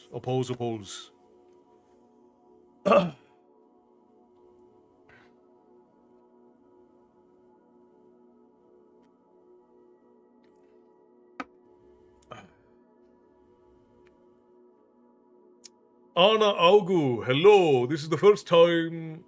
The first one was the one I had in mind. And it wasn't the one I wanted, but the other one was. Cat and cat is the only thing keeping us sane and sane today, so I'm going back home to get some. Cat and cat. Well, all right then, Anna.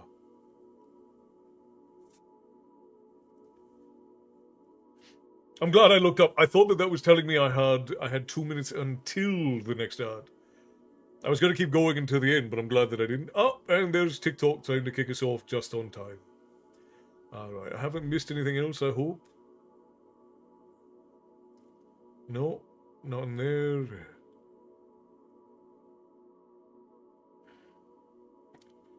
The truly telling thing about France is the best military force they have are not French. That's funny, Gary. That is funny.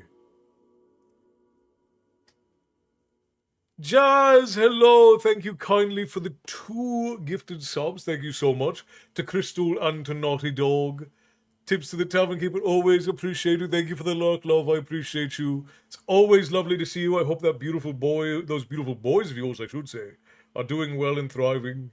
I need to call Jovan. I haven't talked to him in forever.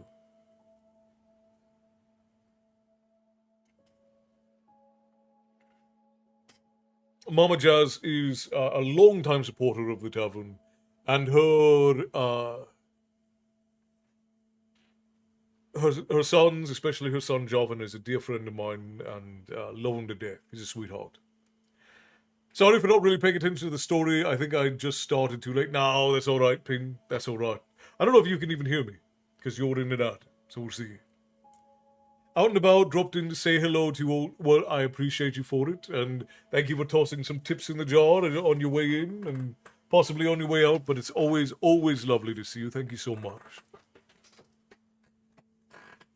Jazz is also a lovely singer. You would not guess by her name, but Jazz is also a lovely singer. Thank you kindly. And Pin, it's absolutely okay. A lot of folk come in just to socialize. Some folk come in to stay for the stories. Both things are absolutely acceptable. All right, let's continue. Where was I?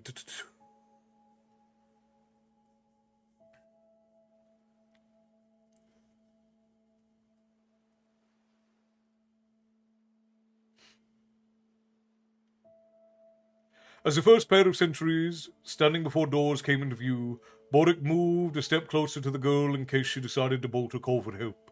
To the mercenary, he said, the man was Lord Torrens C, Kesh's ambassador to my father's court. The mercenary shook his head.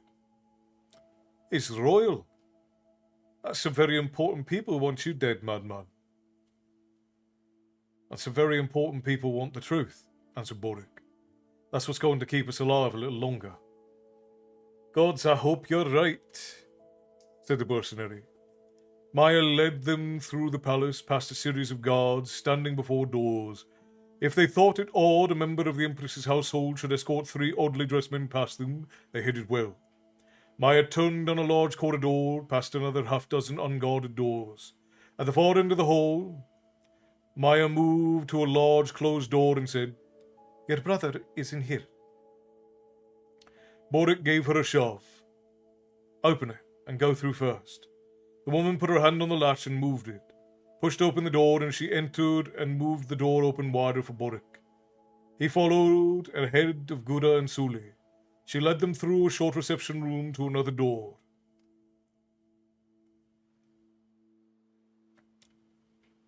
There the opening procedure was proceeded, but this time, once Suli passed through, she slammed the door behind him and yelled, "It's Boric of Crondor!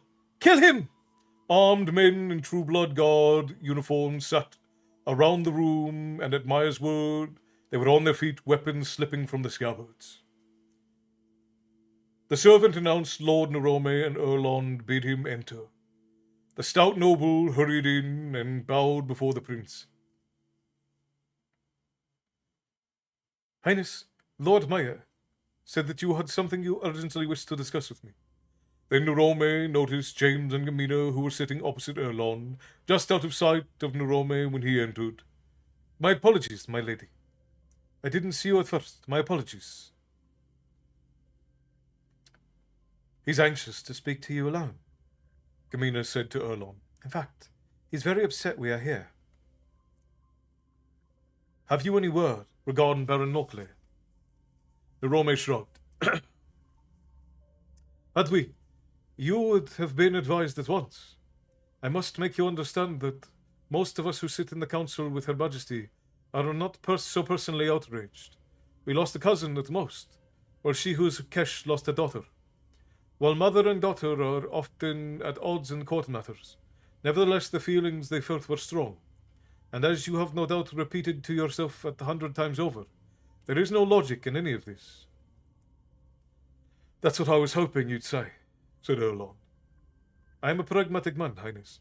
My role throughout my time in the gallery of lords and masters has often been that of a conciliator. For, as you have no doubt seen, we have many diverse people in our empire. Kesh is a pluralistic nation, with a very different history than your own kingdom. You were a common people in ancient days. You have only two major subjects of people within your borders, those of Yabon and our former countrymen in your own Kreidi, while Kesh is a nation of 1,000 languages and customs." "He's stolen for time," James said via Gamina. "Why?" Gamina answered, "He wants to speak with you alone. No, he wants to get you alone. His mind is racing. He's not focusing the way you do when you speak to me. He's thinking about..." Suddenly Gamina's face went white, and a second later James almost leapt to his feet, his sword in hand. The stout noble sensed something from Erlon's expression, or from the sound of James standing, but he turned quickly, his staff of office brought before him in a protective gesture. "What is this?" said Erlon. Gamina said, "Boric is alive, and he's somewhere in the city. Nerome wants to take you somewhere in the palace, where friends of his can kill you." Erlon couldn't take it all in for a moment. "What?" Nerome's face went ashen. What is the lady saying?" James said, "Oh, you little bastard flies." That's not what James said, I'm sorry. "My wife has certain talents, my lord, and among those is sensing falsehood. Now, what part have you been playing in the murder done this night?" Nerome edged towards the door, and James moved to cut him off. Erlond had his sword out and in hand. "Where is my brother?" Nerome sought an exit, and when none was available to him, he seemed to visibly wilt. "Mercy, my lord prince, mercy. I will confess, but you must promise to intercede with the empress. I did only a minor bit to further the ambitions of Awari. It was he who plotted his sister's death, and is planning on killing you and marrying Sharana, his own niece," said Erlon. James waved his sword a bit. "It's been done before in the earlier dynasties of the Empire. If a succession can be seen as weak, claimants marrying a cousin or even a sister or brother to bolster their claim on the throne. And with so many related to the Empress, a great many true bloods are cousins." Nerome said, Just so. But if we are to save your friend, we must hurry. He's imprisoned in a lower level of the palace. And injured. James glanced at Kabina and she said, I can't tell. What? Asked Erlon. He's very clever and his mind is agile. He may not know I can read his surface thoughts, but he suspects some magic is at play and keeps his mind repeating what he has told us. There are hints of other images and some feelings. He's lying about the scope of his role, but I can't tell how much. You must be wary of him. Erlon said. Now, about Borat being alive, Narome said. I thought it to be true.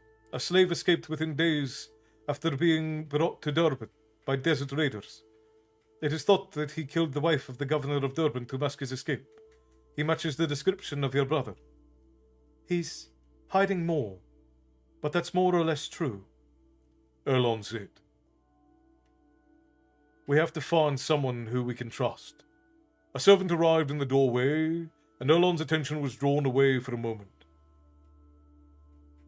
Narome struck out with his staff of office, and far more quickly than his weight promised, dodged James's blow.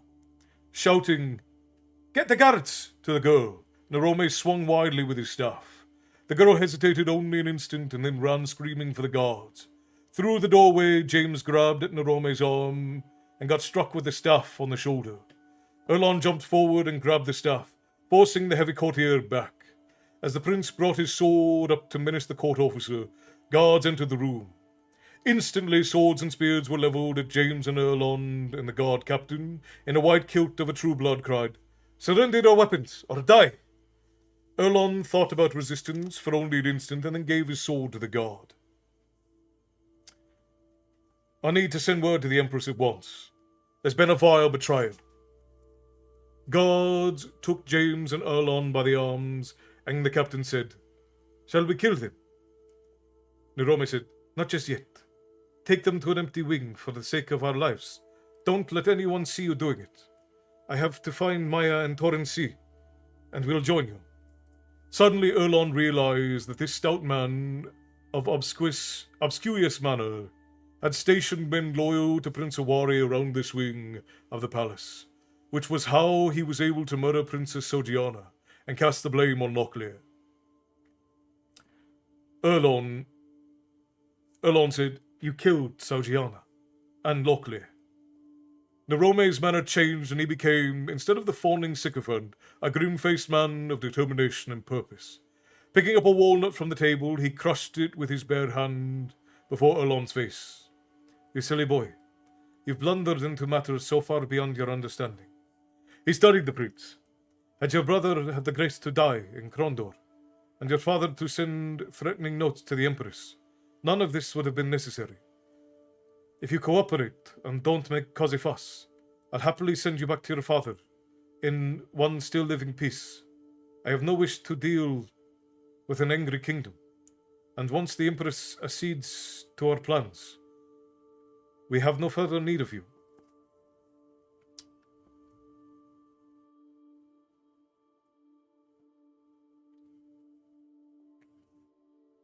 I found your Danish video on Facebook. The one where I bullied all of Denmark. Yes. Of course it's acceptable. It's a tavern after all.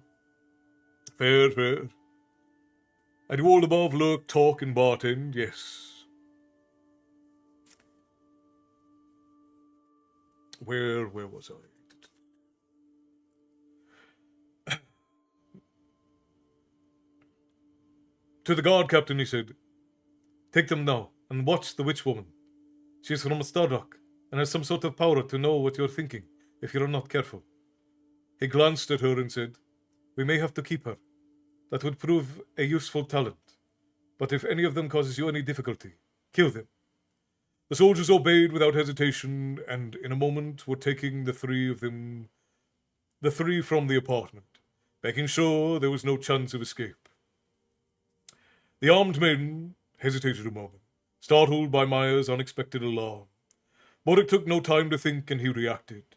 He threw his dirk at the first man to rise, taking him in the chest. Another went down from the vaulting lunge that cleared 5 feet, and 3 men withdrew in haste as they brought up their own weapons. A coughing scream and a sickening crack told Boric without looking that Gura had silenced the woman who had lured them here. With a quickly crushed neck. Then the mercenary said, "Make room, madman!" Boric knew that Guru was unlimbering his bastard sword and needed more room for it than the rapier or short sword that Suli carried. Boric was concerned for the boy, but could not spare any attention for him. There were 3 angry guardsmen trying to kill him at that moment. Boric parried the thrust from one man with his dirk and took another in the throat with his rapier. Ducking under the thrust by the third, a solid crash through the scream cut off suddenly, and Boric knew that Gura had taken out another man. 4 quickly down and still no attempt to organize, Boric pressed his attack. He slashed wickedly at the man's head, taking off an ear, and the man fell crying in pain and unable to defend himself. Boric killed him with his dirk, while slashing the remaining man. Boric heard the solid noise of steel cleaving meat and bone, and Judge Gura had killed or disabled the 5th. The prince parried a blow toward his own head by the last man he faced and ran him through. Boric turned quickly to discover Gura kicking one man in the groin while trying to free his hand-and-a-half sword from the man he'd just impaled. Suli was backed into a corner, frantically waving his short sword, keeping 2 men at bay. But a third was moving to come at him from his left side. Boric leapt atop the table, sprang and came down to kill the man from behind, and then he struck out and wounded one of the 2 remaining men attacking Suli. But as the man went down, the other thrust his long sword, and the boy screamed. Boric hacked at the edge of his blade, cutting at least 3 inches into his neck of the man who had wounded Sully. The man made a pitiful noise, much like a mouse's squeak, and collapsed to the floor. Then it was quiet. Boric pulled off one dead man who lay atop Suli and knelt beside the boy who was covered in blood, and vainly attempting to hold together the gaping wound in his stomach. Boric had seen such wounds on the battlefield and knew that Suli's life would be over in minutes. Feeling a cold certainty unlike anything he had known before, Boric took the boy's hand. Suli's breathing came in shallow gulps, and his eyes began to glaze over. His face was a waxy cast to it, and he tried to speak. Finally he said, "Master." Gripping Suli's hand, Boric said, "Oh, here, Suli. I was your servant." The boy asked quietly. Boric gripped Suli's hand hard and said, "You were a fine servant." "Then it will be written in the book of life that Suli Abdul was a servant of a great man, the servant of a prince." Limp fingers slipped from the prince's hand. "Yes, little beggar, you died the servant of a prince." Boric had seen death before, but not in one so young. Impotence at being able to protect the boy overwhelmed him. For a full minute he knelt, certain that if he could but think of something, the proper thing to do or say, somehow Suli wouldn't be dead. Gura's voice said, "We can't linger. There are 12 corpses littering the floor. As soon as someone walks in here, there'll be hell to pay. Let's go." Boric was up and moving. He knew he had to reach his brother or the Empress within the next few minutes. Hostile forces moved within the Palace of Kesh, and no one could be trusted. They hurried back the way they had come until they reached the hole with the sentries.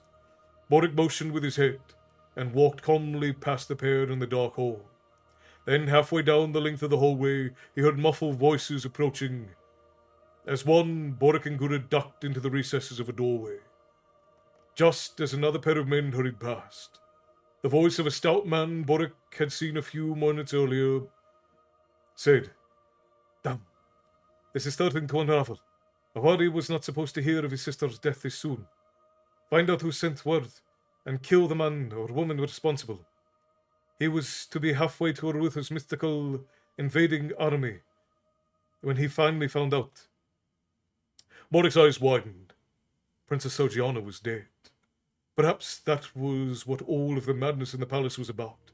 Not a search for the 4 nameless vagabonds who stumbled into the palace, but a search for the princess's murderer. Boric signaled to Gura to follow, and they hung back a little.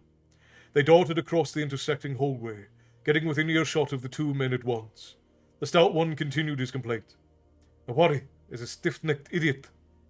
He will certainly return to the city within the day if he marched into the Empress's chambers and demands a sort of recognition of his claim, while he's this angry of Sogiana's death.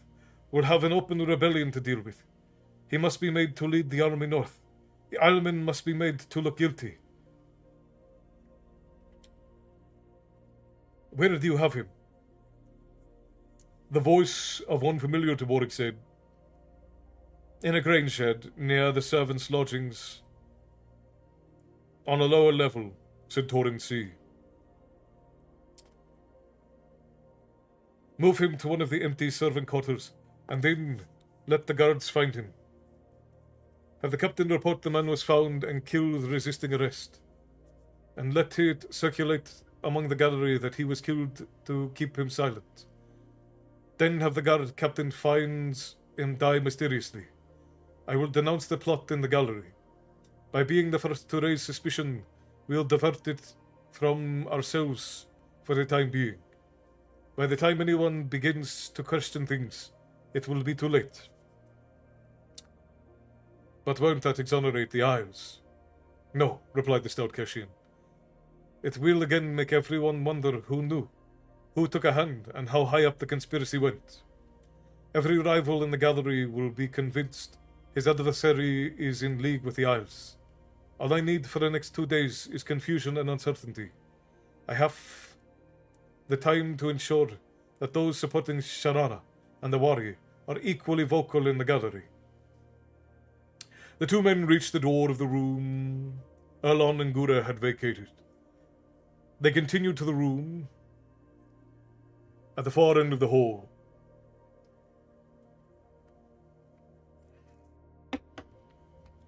And where is Maya? Asked the stout man as he turned to open the door. He must have glimpsed the 2 figures following after, for he called, Who is that? Boric walked up out of the gloom and saw the 2 men before the door. The thinner one said, You! Boric smiled a grim smile and levelled his sword, and said, Goda, I have the honour of presenting Lord Torrin C., Ambassador to Her Majesty, the Empress of Kesh, to the Prince's court in Krondor. The second man turned as if to bolt into the room, and Guru moved to cut him off.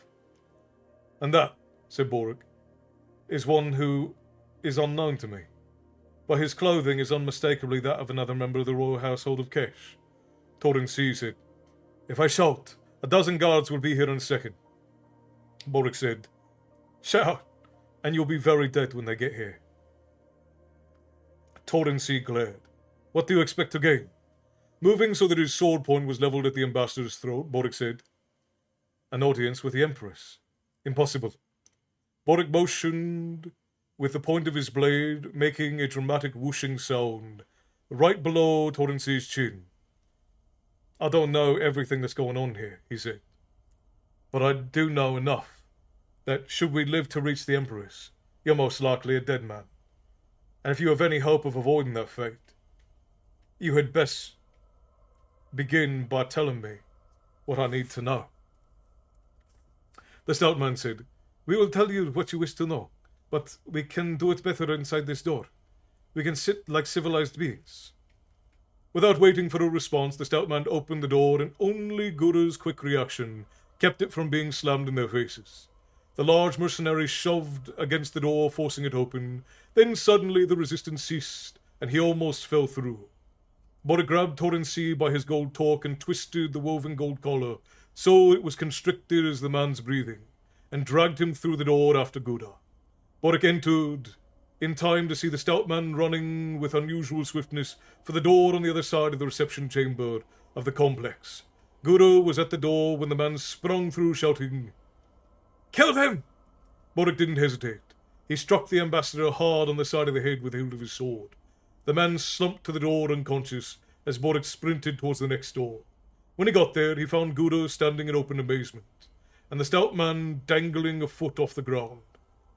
Around the room, a full dozen guardsmen in uniform of the Inner Legion and a few true blood lay stunned on the floor. Also unconscious were Earl James, Lady Gamina, and Erlond. Sitting atop a large round table was Nakor, grimacing strangely and making odd noises as he pointed two fingers at the floating man. Seeing Gouda and Boric, he stopped his grunting and said, "Boric! Gouda!" Instantly, the stout Keshin fell to the floor with a harsh thud, and Gouda reached out to grip the man by the neck. Boric crossed to where his friends lay. "Nakor, what have you done?" "I was having fun with the guards, playing a merry game of catch me, and they lost.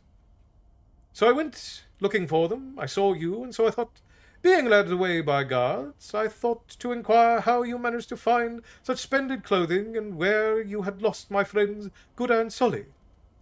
"Where is Sully?" Gouda glanced at Boric, who said, "Sully is dead." "That is sad," said the little man.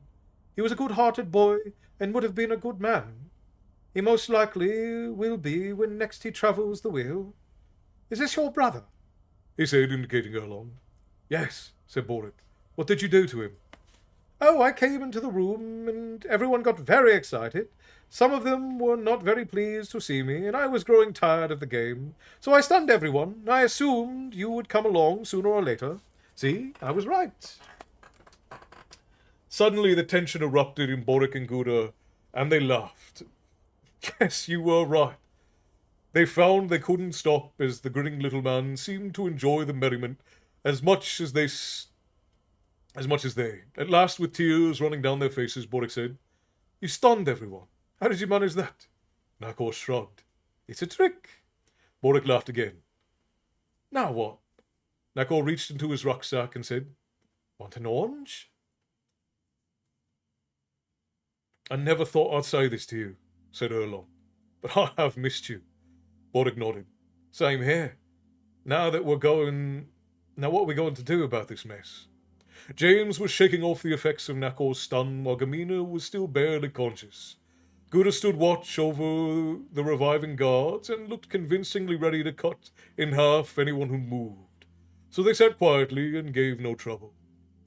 Erlon had been the first to revive, something to do with being the youngest, according to Nakor, and the brothers had spoken about what each knew and had come to the conclusion that many double dealings had taken place.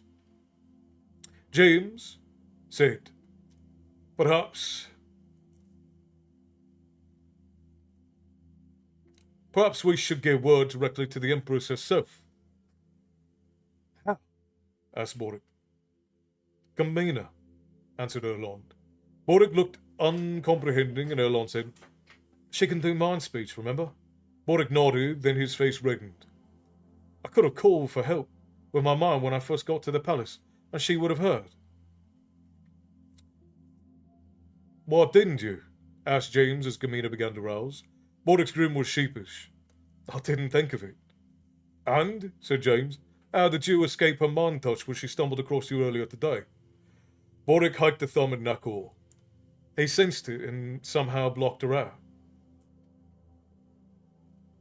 James said, "You're a magician." Nakor made an unpleasant face. "No, it's Lani. Magicians are some somber men who work in caves and have terrible, serious things. They do great magic. People don't like magicians. I just do a few tricks and make people laugh. That is all."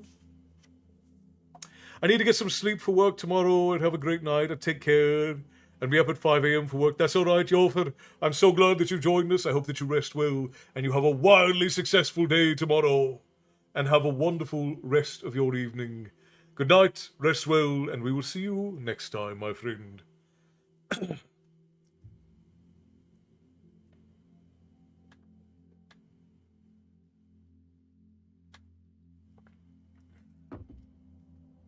There are two types of people in stories who deal with death. Hero 1. I regret, but I have one life to give for my country. Hero 2. I'm dying, tell my wife I love her. And then there's Pint. If you kill me, I'll void my bells all over the place, I swear it. And now you know why I don't appear in books.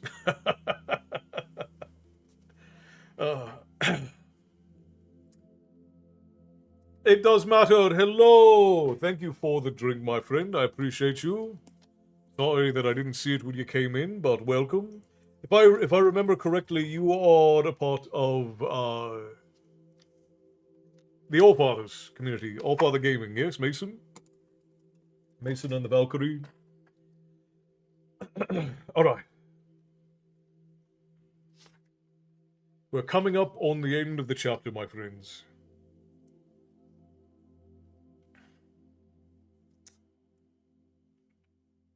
As Gamina roused, James said, From the look on the guards and our fat friend over there, yours are no mean tricks, and not always funny." Knuckles grinned wide, and then he said, "Oh, thank you. I'm pretty good at what I do, and I thought this was pretty funny." Gamina caught sight of Boric and said, "You're alive!" "Apparently," answered Boric with a laugh. Gamina gave him a hug and said, "How? Then I couldn't find you in the desert." Boric's look showed he didn't understand, then comprehension registered. "Oh, of course. That bloody robe I won before we left. The slavers took me for a magician and clapped some manacles on me that somehow prevent magicians from using their powers." "Bah!" said Knuckle. "That couldn't happen if those magicians knew what they were doing." James said, "Perhaps. In any event, the next question is, how do we get from here to the Empress?" "Oh, it should be easy," said Knuckle. "You just follow me and bring those fellows along." Gouda had disarmed the 12 guards and dragged the stunned Torin C into the room. With 4 armed guards, Boric, Erlon, James, and Gouda, and 14 captives didn't seem inclined to start any trouble. Nerome warned, "As soon as we see another company of guards, you'll be prisoners. Men loyal to Awari control this entire sector of the palace." Knuckle grinned. "Maybe." When they reached the occupied hallway, where they would begin to pass dozens of guards, Knuckle reached into his rucksack, pulled something out of it, and Boric and Gouda were almost blasé about the sack at this point. But everyone else was astonished, for as the little Islani brought his hand up, perched upon it was the red and golden speckled falcon, the royal bird of Kesh, the most revered and holy symbol of the Empress's power. It was a bird thought to be almost extinct. 3 females were all that remained in the Imperial Mews. The falcon shrieked and spread its wings, but remained upon the little man's wrist as he moved down the hall. The guards they passed simply gaped at the splendid bird. Nakor said to each sentry he passed, "Please, come with us. We go to see the Empress." No matter what Nerome or Torrensay said, the guards seemed mesmerized by the sight of the falcon.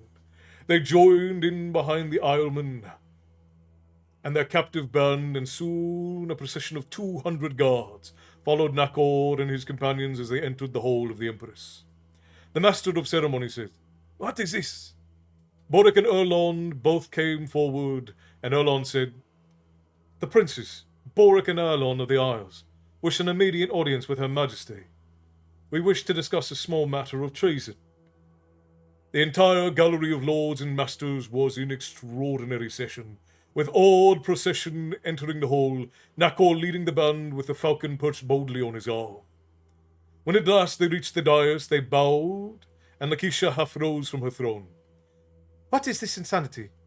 Her eyes swept the party below her, and suddenly she became aware that Boric stood beside his brother. "You, unless I am sadly mistaken, are supposed to be dead." Nerome attempted to speak. "Majesty, these criminals." Gouda rested the blade on the stout man's shoulder, saying, "It's not polite to speak until you're given permission." To the Empress he said, "Sorry, man. Please continue." Lakeisha seemed to sense some mysteries were about to be unravelled and chose not to take offence. "Thank you," she said dryly. To Nakor she said, "Let's begin with you, little man. You know that to possess a royal falcon is a sentence of death." Nakor grinned. "Yes, Empress, but I do not possess this bird. I am merely providing the falcon transport to your august self." I just bring you your birthday present. Without waiting for permission, the audacious little Islani mounted the dais and crossed to the throne. The two black-clad Ismaili bodyguards moved to block his approach, but he veered past the throne. Behind the throne was the empty sun symbol. He set the bird atop it, and the falcon flapped its wings. The emperor said, "Only a male can perch upon the royal sun, Islani." Nakor understand, Empress. This one is a boy. He will father many falcon hatchlings for you. I caught him last spring in the mountains west of Tauzi. There are a few more up there too. If you send your imperial falconer, I can bring them to the Muse. The line will be revived. Since the death of her daughter, the Empress had not smiled. Now she smiled. Something in the little man's words touched her, and she knew he was speaking not only of the rare birds, but of the royal house as well. This is a gift of stunning splendor. Stopping next to the throne before descending the steps to the floor, Nakor leaned down and said, "It would be very wise thing if you were to believe the twin boys. For those two there," he indicated Naromi and Torinsen, "are very bad men." The Empress studied the tableau below and then said at last, "Prince Erland, why don't you begin, and we can start to sort out this mess."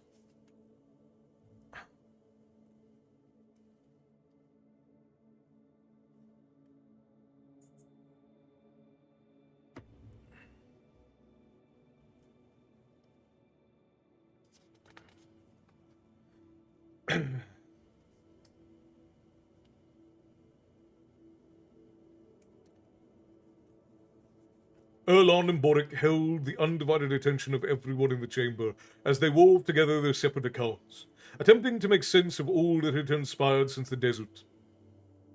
They spoke without interruption for nearly a quarter hour. As Erlon concluded his account of the events leading up to their arrival in the chamber, he said, And the last thing that convinced me Narome was responsible for Sojiana's death was his crushing a nut with his bare hands. Sojiana's neck was broken. For someone with powerful hands that could accomplish that feat, Locklear is a master swordsman, but he lacked that strength. Pointing to Narome, he said, "There is the murderer. There is the mysterious Lord Fire." The Empress rode and said, "My lord, Narome." But from the door came the cry, "Mother!" Prince Awari entered, and a dozen officers of the army at his back, including Lords Ravi and Jaka.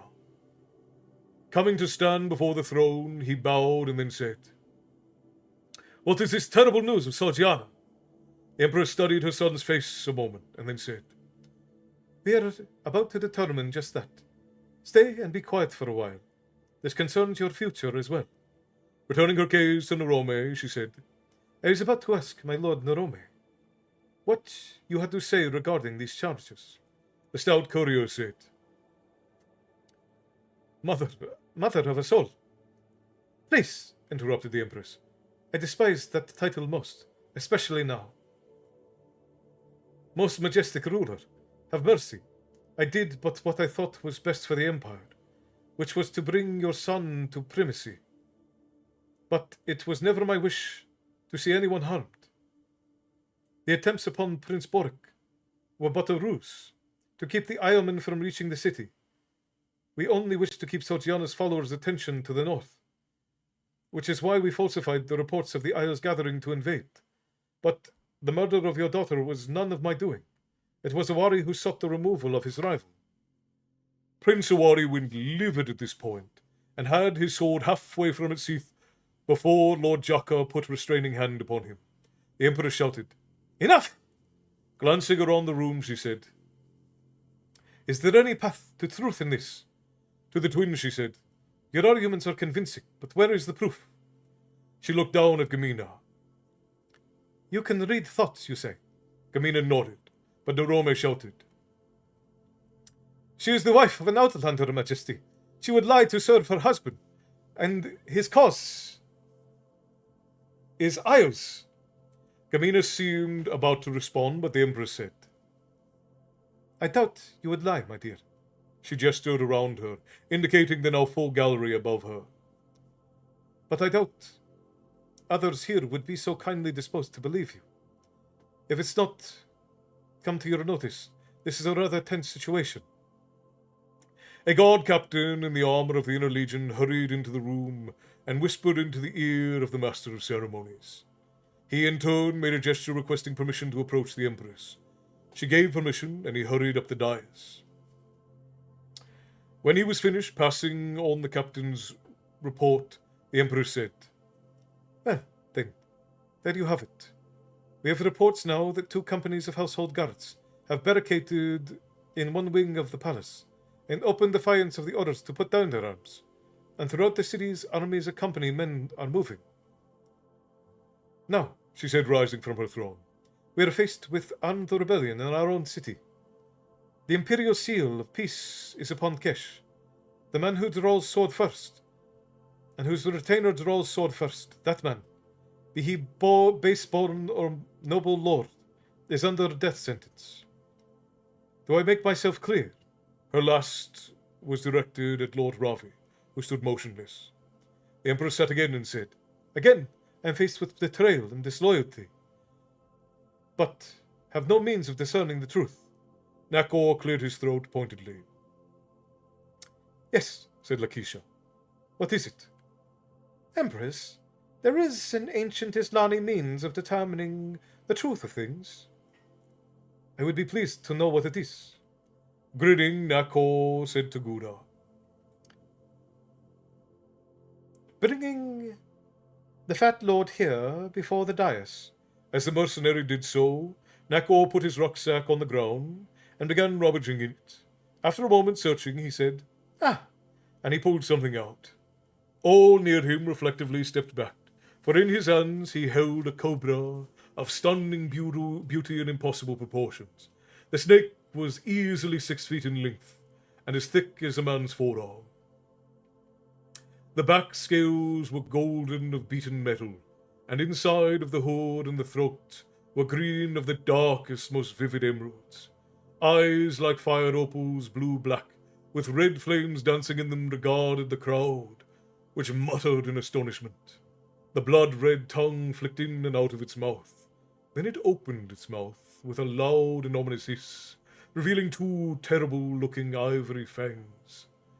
It writhed and hissed again as Nakor set it down on the floor in front of Derome.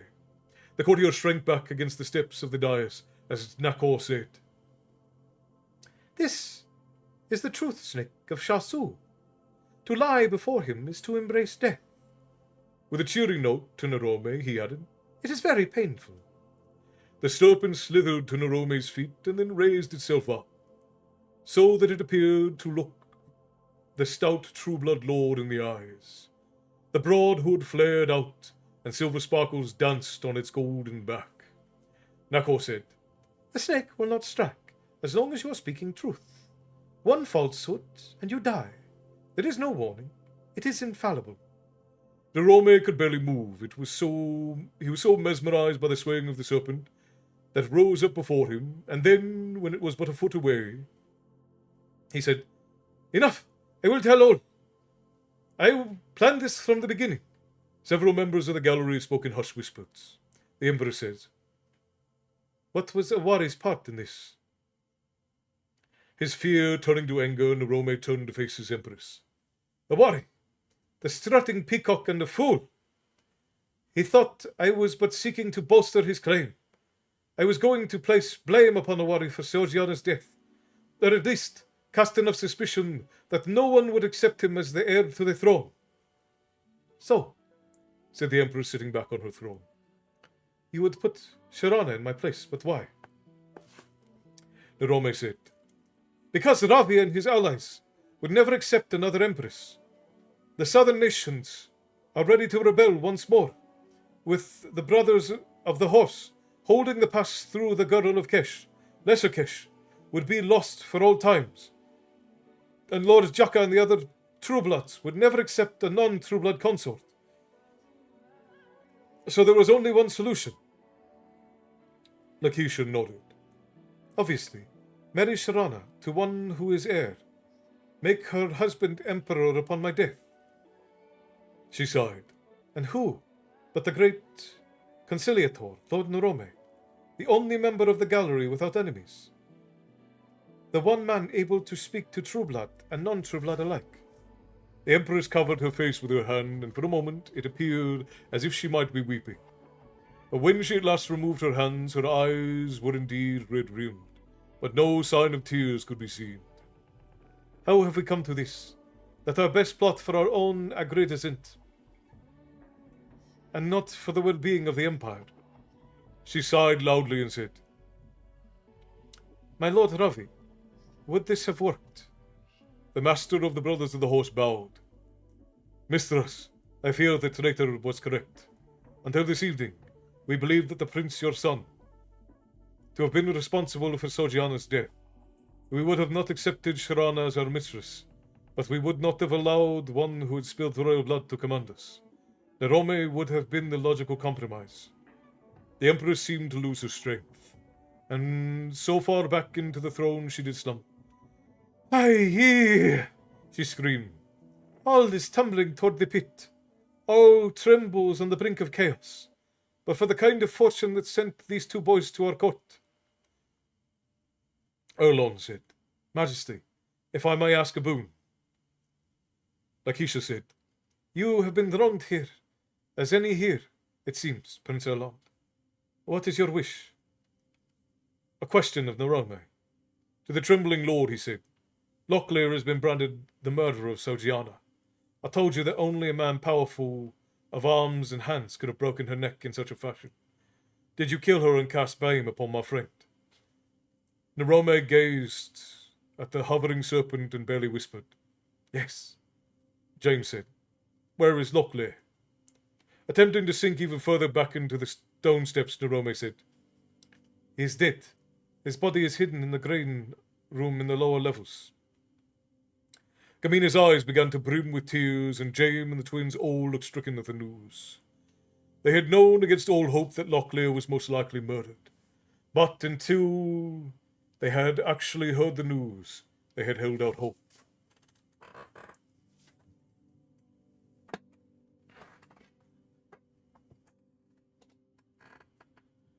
Yeah, but sorry, Castle, for flooding. I'm going to do the same thing for cryptids in Chatty's chat, because this is insane. What am I drinking? I am drinking what I always drink, and that is 2 parts hydrogen, 1 part oxygen. I drink... No, 1 part hydrogen, 2 parts... 2 part hydrogen. Yeah, I got it right the first time. 2 parts hydrogen, 1 part oxygen. I always drink water while we are on these story times. Sorry for flooding the chat, but but I don't have a lot of real life friends. I'm fine with you guys chatting and being social, as long as we keep like drama and politics and social things pretty much out of it. I'm fine. If it gets too political or too dramatic, it tends to pull people out of what they come to the tavern for, which is to escape all of that drama and such that they get pretty much everywhere else in the world. So I prefer we keep it as minimal as possible. And obviously we were talking about like world things before. What's insane is Messi. Berkey, hello. I do hear that Messi is doing quite well. Messi and Ronaldo apparently are both playing the games of their lives as of late. Hubby just told me singer Bonnie Tyler died. Well, we'll raise a glass to Bonnie Tyler then. The Emeralds lady buys a round for the tavern. Raise a glass.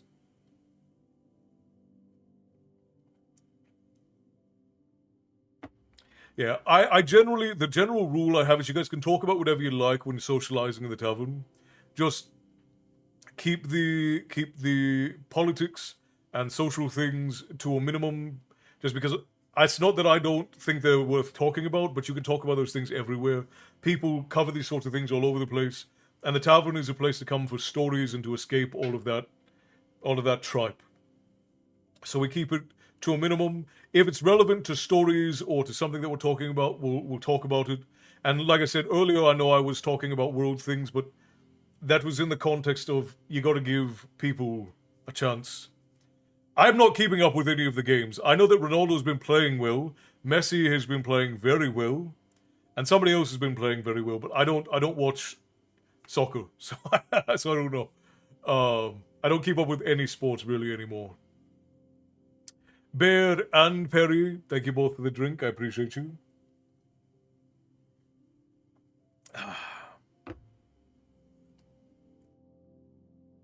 And then Perry cashed in a sea shanty. We do the shanties at the ends. No, that's all right, Bear. You got to give your lady time. You guys are separated at the moment, and she deserves all the bears she can get. I must go, I didn't say, but I'm at the hospital because my heart rate is 39. Wow, well, that's definitely not good. Well, make sure you get better. Pint? As I should be up on my feet in no time. Well, make sure you come back and let us know how you're feeling. Rest, get well, and we'll have you in our hearts to make sure that all the well wishes are happening, yeah? I've been looking through my book and I found a few chapters I need to fully go through and remove a character, fix conversation with another. That's always rough, Matty. We ever do a series or a show where you can teach the basics of storytelling and or story writing or world building? I mean, I can. I occasionally do short story times where I talk about the principles of storytelling. I don't know that anyone would give a damn about my opinion or perspective on these things because I still haven't published any of my own books as of late. But I'd be more than happy to do it. As you should, Bear. As you should. And I'm sure she misses you dearly. But if it's something that you all want, I'd be more than happy to do story times on those sorts of things. I was curious what it would do. Well, yeah, we do songs at the end of story time. We used to do them in the middle too, but now we just do them at the end. I like the fact that there were a bunch of fans that got caught sneaking in snacks by putting them in the magazines. Interesting. In the magazines of their guns. That's not something I heard. That is very, very interesting. All right, let's finish this chapter. We're almost done. We're almost to the gate.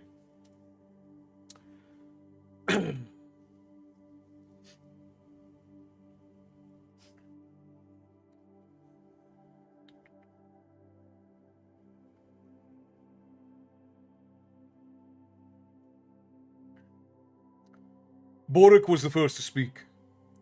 Majesty, I know that Kesh had no part in the death of our ambassadors.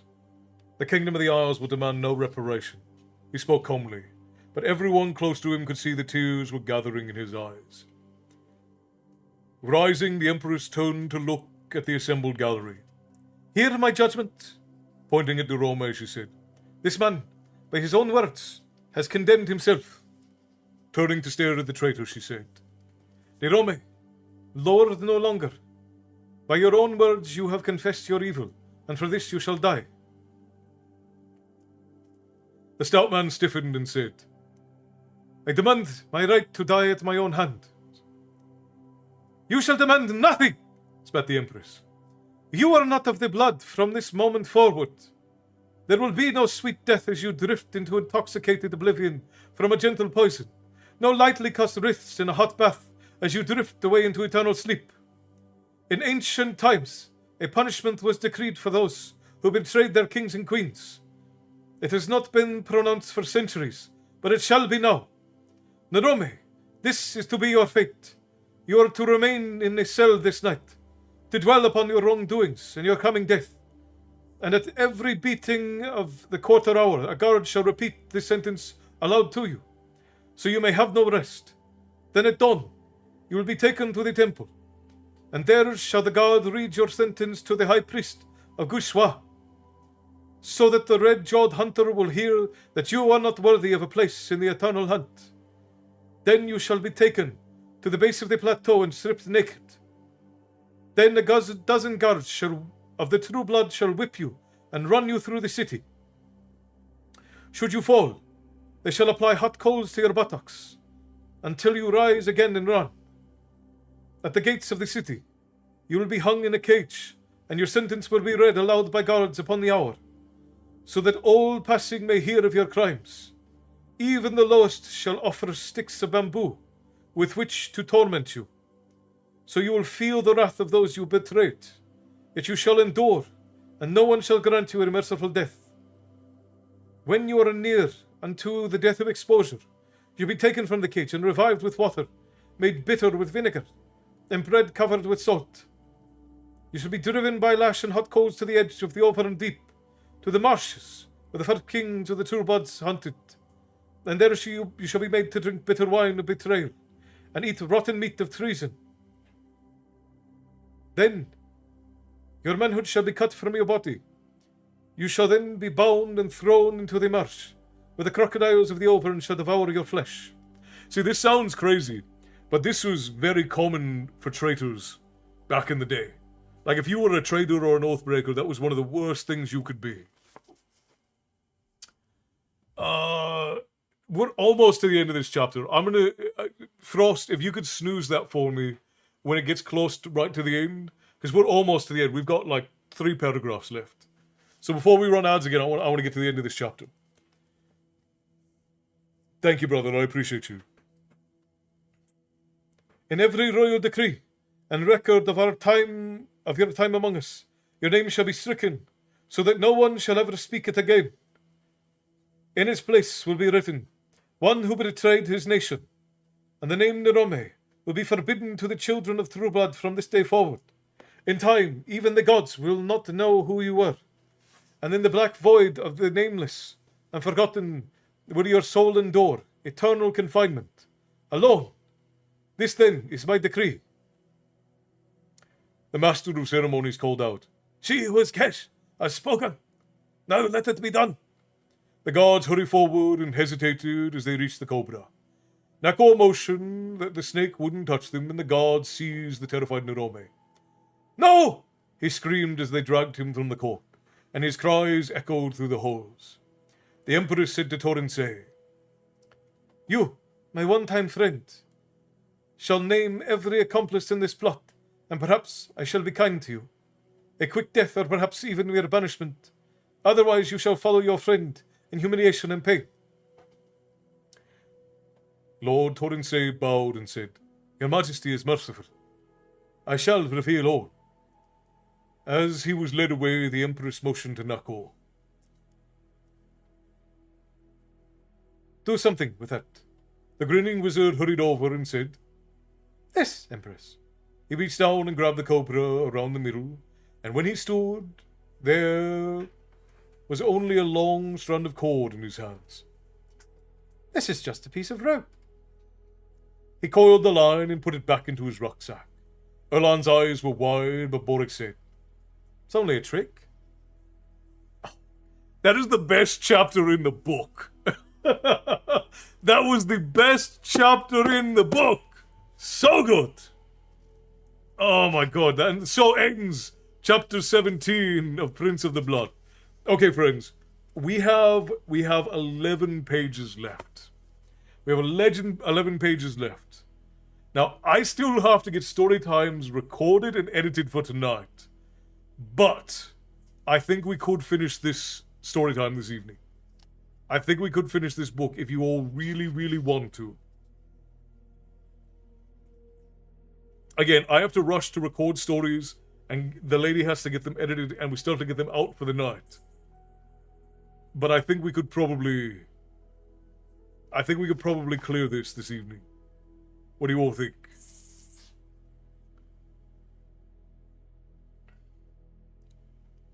Yes, please? We're so close, we might as well finish it. Alright. I think we will. Let's go ahead and run ads one more time for the evening, and then we will... Up to the rest of you, I'm just here to yap, not even listen. That's alright, Pim. That's alright. Alright, we're going to run ads. It's going to be 3 minutes, and then we'll be back. And we'll finish this off and do... We won't be able to do songs tonight, though. We'll do one song. We'll do one song at the end. And then that will be it. Alright, friends. We're going to run ads real quick. We'll be right back. My darling. I love you.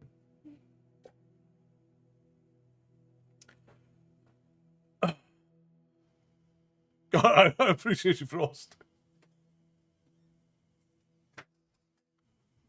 I need to refill my water bottle. Give me just a second, friends. I'm gonna pop up. I'm gonna mute so that I don't make all kinds of noise, but I need to refill. I'm out of water, and I am parched already this evening.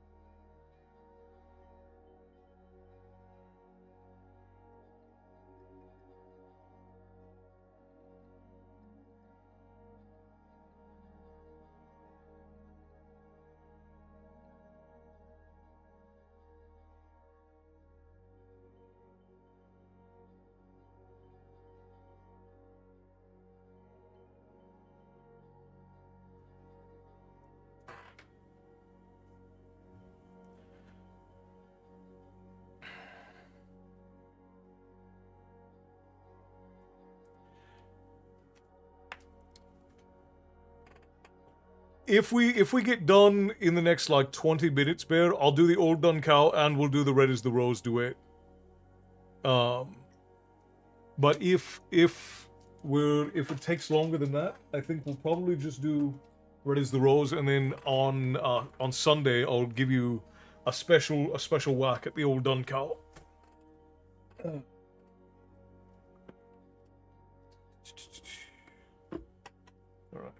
Let me get my ears back on.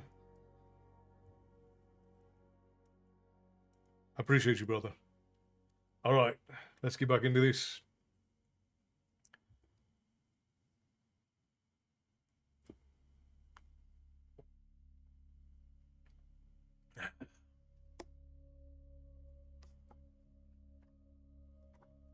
Alright, friends, we are at the end. Chapter 18 of Prince of the Blood. Triumph. The servant bowed. Boric and Erlon and their companions entered a small garden, and the servant bade them sit upon the soft cushions surrounding a wondrous table, with all manner of delicacies and a choice of fine wines. A cold pitcher of lager and a warm pitcher of ale were the choices of Gura and Nako, respectively, and the guests began without their hostess. When the Empress entered, carried in a sedan chair, all began to rise, and she gestured for them to remain where they were. There are so few occasions where I can manage a little informality. I relish those times. Sit, sit. The servants who carried the chair placed it at the head of the low table and removed the long poles that they had used to carry it. Sharana entered a moment later and came to sit between her grandmother and Erlon. She smiled at Boric, who looked over her with open and frank appraisal. Boric now wore his own clothing, and among those bags not stolen by the raiders in the desert, his hair was his own natural color, and the dye having washed out with a foul-smelling lotion that Nakor provided. Gura and the little wizard wore fine robes provided for the occasion by the Empress's staff. I want a little informal chat before we return to this miserable business of the Jubilee. I can't believe we'll have to endure another 4.5 weeks of it. Erlon said, I was somewhat surprised that you ordered it continued, Majesty. The old woman smiled. Nerome plotting would be nothing compared to the troubles I'd start if I tried to cancel the festivities, Erland. The lords and masters might wish land or power, but the common man of the Empire merely wants his fun. If we tried to take it away from him, we'd have blood in the streets. You've the look of a common enough fellow, Godabule. Isn't that true? Gura, uncomfortable at being this close to such powerful, important people, said, That's true, Majesty. Most men won't give you much trouble if they get food to eat, a roof over their heads, and a good woman now and again, and some fun along the way. Too much bother otherwise. The Empress laughed. A philosopher, and a serious one. To the other she said, Didn't even notice I was having fun with him. She sighed. I think I may have lost my knack for fun. Looking at Gura, she said, So then, what is your reward for helping to save our empire? Now Gura looked terribly embarrassed, and Boric said, He was promised 10,000 golden IQ by me, Majesty. Done, she said. And again, that much from our treasury. How would you like to stay on and help to run my inner legion, Guja? I have many openings for officers, and more to come, as Torrensay confesses. Guda smiled weakly, uncomfortable to be refusing such an offer, but he said, I'm sorry, Your Majesty, but I think I'm going to take the money and open an inn, and jot away maybe. The weather's nice there, and there's not much trouble. I'll get a couple of pretty servant girls and maybe even marry one of them. Maybe have some sons. I'm getting too old for travel and adventure. The Empress smiled warmly and said, I envy your modest ambitions, warrior. You'll do well telling your stories around the tap room in the evening. But you have my debt, and should you ever need an ear at court, send word, and I'll listen. Gura inclined his head and said, Your Majesty. And what about you, little man? She said to Nakor. What can we do to thank you for your part in this? Islani wiped the foam from his mouth with the back of his sleeve and said, Could I have a horse? A large black horse, maybe? And a fine blue robe to wear when I ride her? The Empress laughed and said, 1,000 horses, if that is what you want. Nakor grinned. No, just one will do. Thank you, Empress. It's difficult to ride more than one at a time. But one beautiful black horse and a grand blue robe would once again make me Nakor the Blue Rider. And that would be a fine thing. Anything else? Good. A court appointment. Reaching into his rucksack, Nakor pulled out a deck of playing cards. Rifling them, he said, As long as I have my cards, I don't need gold. And if I take an appointment at court, I won't have time to ride my black horse. Thank you, Empress, but no. The Empress regarded the two men and said, The two most refreshingly original characters to walk into the palace in my life, and I can't keep either of you around. Very well, she said, with a hint of humour. But if I were still Sharana's age, I'd find a way to keep you here. Everyone laughed at that, and the Empress said, Lord James, I'm sorry to turn the conversation to more serious matters, but we've located the body of your companion. Baron Nuclear will be made ready to return the Crondor, and a guard of honour shall escort him to his father's estate at Land's End. The Empire stands ready to make any reparation your king may ask. He was a noble of the kingdom, and our guest. His safety was in our hands, and we let him come to harm. James said, I think Prince Arutha and the king will both understand. He looked thoughtful for a moment. We knew coming down here there would be risks. It's the price we pay for our privileges. The Empress regarded him with a penetrating look. You Ailmen are a strange lot. You take very seriously your concept of obligations of nobility and the great freedom. James shrugged. The great freedom gives even the most low-born rights that the noble cannot breach. Even the king is not above the law. But, said the Empress in mock shiver, that gives me chills.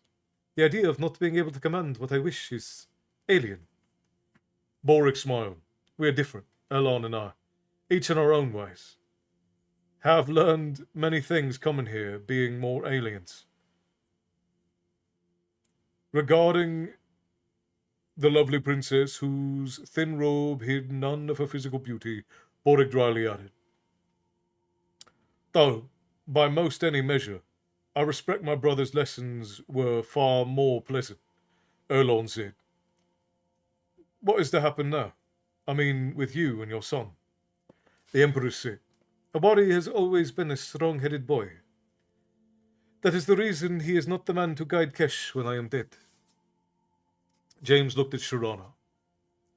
So, the princess will be named your heir? No, said the Empress. As much as I love her, Sharana does not have the temper to govern. Perhaps if I lived another 20 years, she might learn enough, but I doubt I will survive half that. Sharana began to protest that she would, and the Empress waved her off. Enough. I'm 75 years old, and I'm tired. You have no idea what tired can be until you have the weight of over 5 million people on your shoulders, every day for 47 years. I took the throne when I was younger than your mother. May the gods give her peace. 28 years when my mother's weak heart gave out. There was a bitter note as the Empress paused. No, it's not a gift I give when I name my heir. Looking at Boric and Erlon and James, she said, If I had one of you here, then I would not fear half so much my people's future. Pointing at Erlon, she said, If I could keep you here, boy, and name you my successor and marry you off to Sharana. Now, wouldn't that be a fine mess? She laughed, but Erlon's face showed he didn't think the subject was comic. Seeing Erlon's distress, Lakeisha said, Girl, take him away and talk to him. You're going to be spending some more weeks together, and you need to have an understanding. Get along. Sharana and Erlon rose and departed, and the Empress said, Sharana can't marry anyone but a true blood, or we'd have a revolution here upon the plateau, and the Wari would be our next emperor. We'll barely have enough support as it is. James considered what he knew of the court and said, So you're going to marry her to the guy? The Empress's eyes went round in obvious pleasure. Oh, you're a clever one. I do wish I could keep you here, but I am sure your king would object. Looking at Kamina, she added, With a lady at your side who can read the thoughts of those you negotiate with, what a treasure you would be, my Lord James. I must remember to have you banned for life from the Empire. You're too dangerous to allow back here. James couldn't tell if she was joking. Yes, she continued, I am going to marry her to Lord Jaska's eldest. No true blood, save a Wari and perhaps a handful of his most ardent followers will object to the guy. Being the next to sit upon the throne of light, and with his father's sage counsel, he will grow to rule wisely. Looking off to where Erlon and Sharana had disappeared, the Empress said, All ends well, I think. To Boric, she said, I know that when you become the ruler of the Isles, you'll have your brother at your side, who will always remember this court with some affection. And in the guy, Kesh will have a ruler who will feel obligation to your house. Boric inclined his head in acknowledgement. James had told him of the guy and the lion, and Erlon's part in that. Boric said, I hope that as long as I rule the Isles, Kesh will count us her friendly neighbour in the north. Tapping her fingers on the arm of her sedan chair, Lakeisha said, I hope that is so. I fear we shall have trouble with our more fractious subjects south of the girdle. Lashokesh wears its yoke poorly. If I may suggest, said James, remove the yoke, Majesty. There are many able men who would serve you with their last blood, if needs be. But because they are not true bloods, they are denied the highest ranks in court. There was never a more vigorous servant and brilliant mind in Kesh's employment than your late ambassador, Hazara Khan. And the man has been our guard as of late, Lord Abdu Haris. Puts me much in mind of him. To limit such a man from serving you because of his ancestry seems a waste. The Emperor said, It may be you're right, but there are limits, my lord. Old ways die hard, and there are men in my service, blood kin, who would die rather than see such changes. And our position is not, at this moment, what I would call the best. I have no idea how much my son was in league with Nerome, but if he truly was ignorant of what Nerome was apparently doing on his behalf, it was because he chose to be blind, deaf, and mute.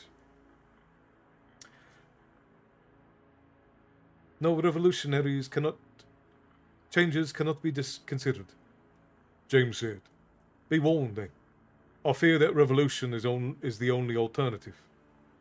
The Empress was silent for a long time, and then at last said, I will think on this. I am not dead yet.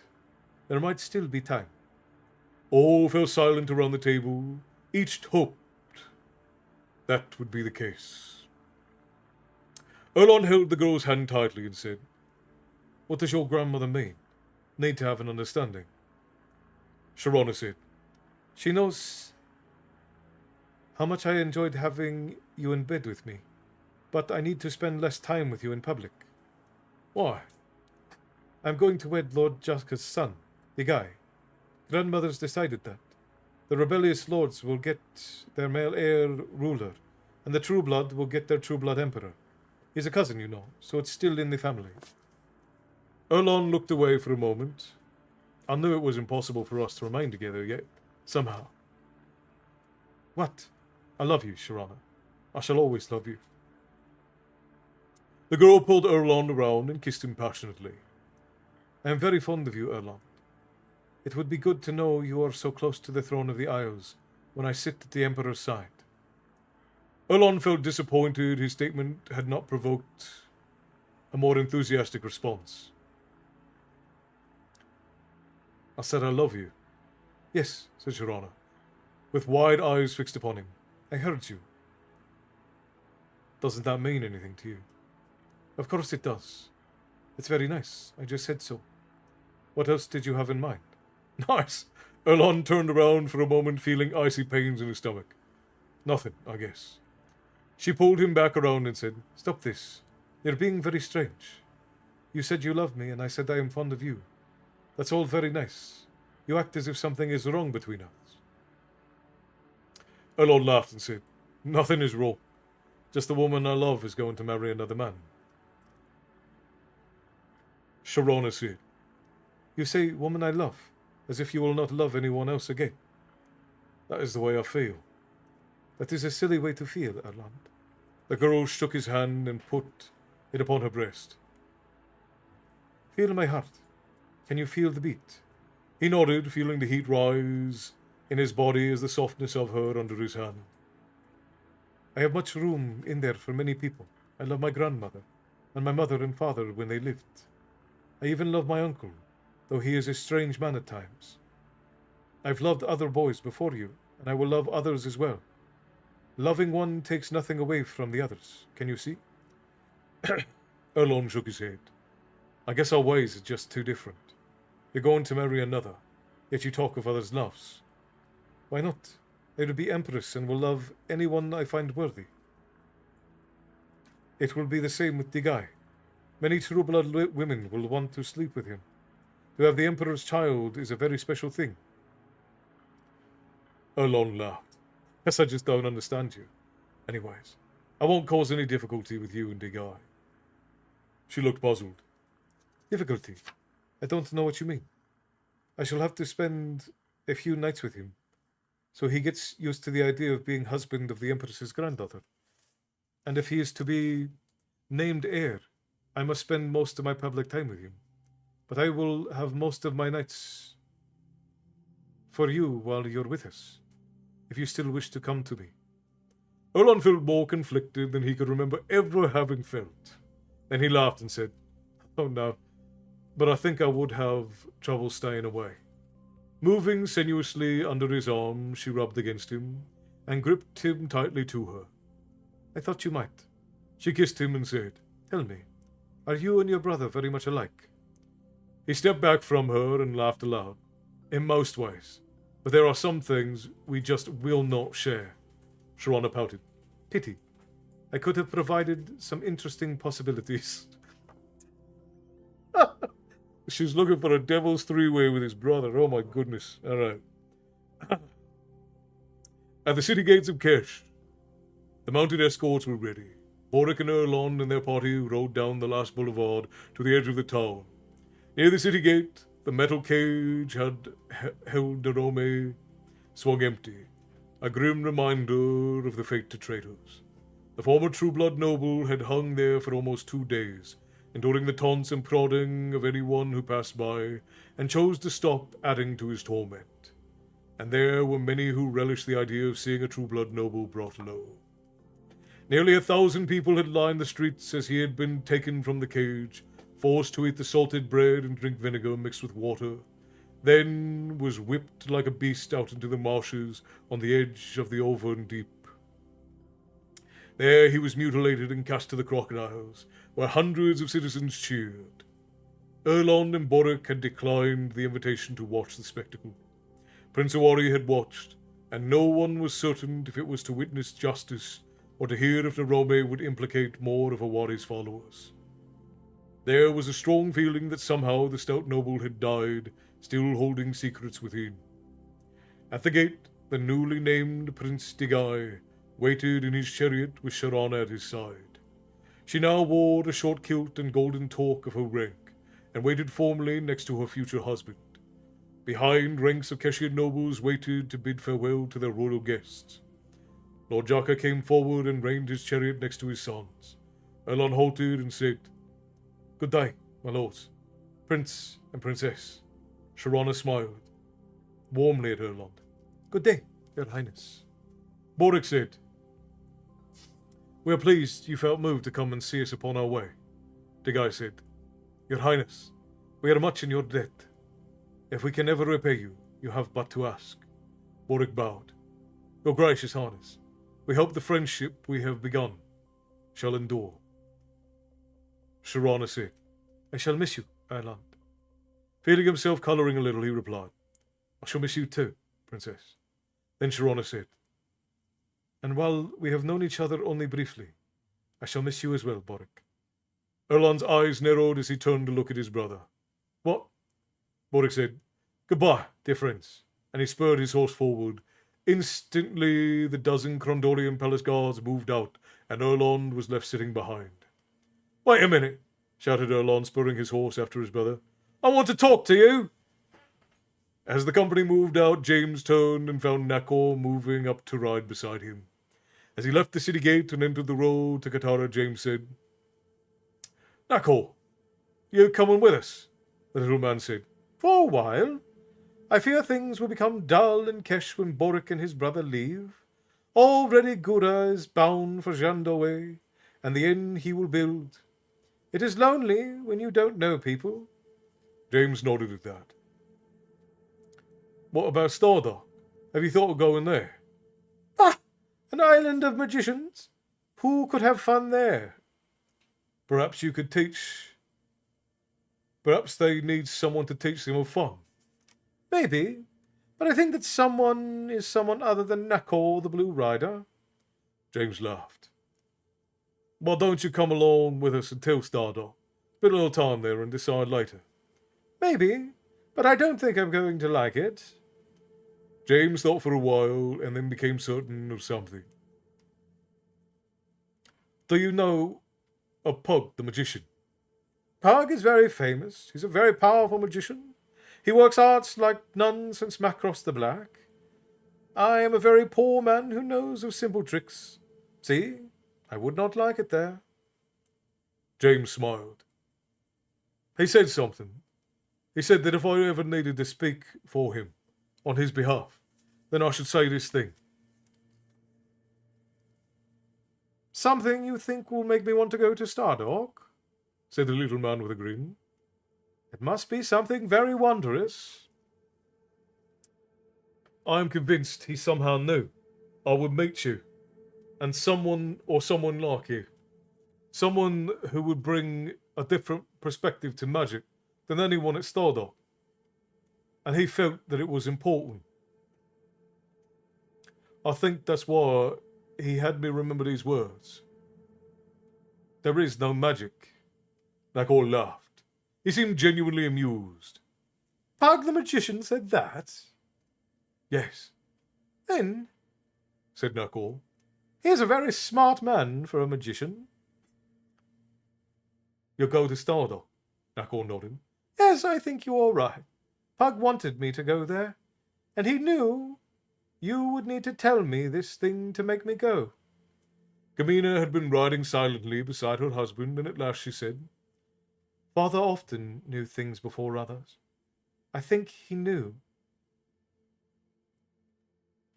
that if left to others' devices, the Academy of Magicians would grow introspective and isolated." "Magicians like caves," agreed Nakor. James said, "Then you'll do me one courtesy." "But tell me what there is no magic means." Nakor's face screwed up in concentration. "Stop," he said. James, Gamina, and Nakor moved their horses out of line and halted by the roadside. Just beyond the boundary of the city, Nakor reached into his rucksack and pulled out 3 oranges. "Can you juggle?" "A little," said James.